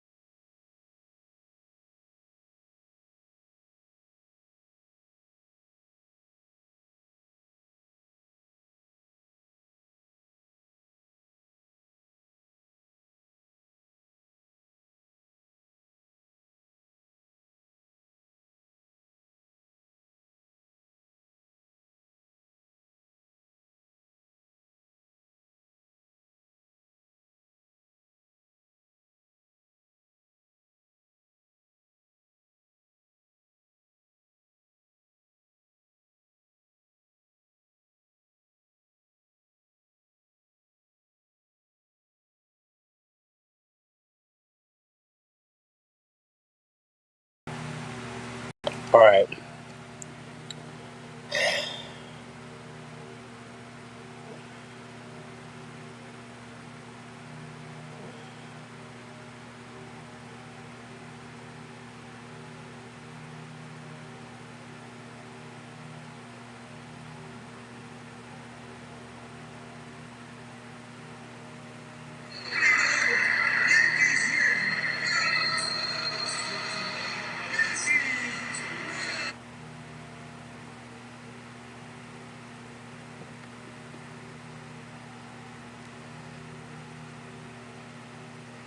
Well, this freaking sucks. You know what?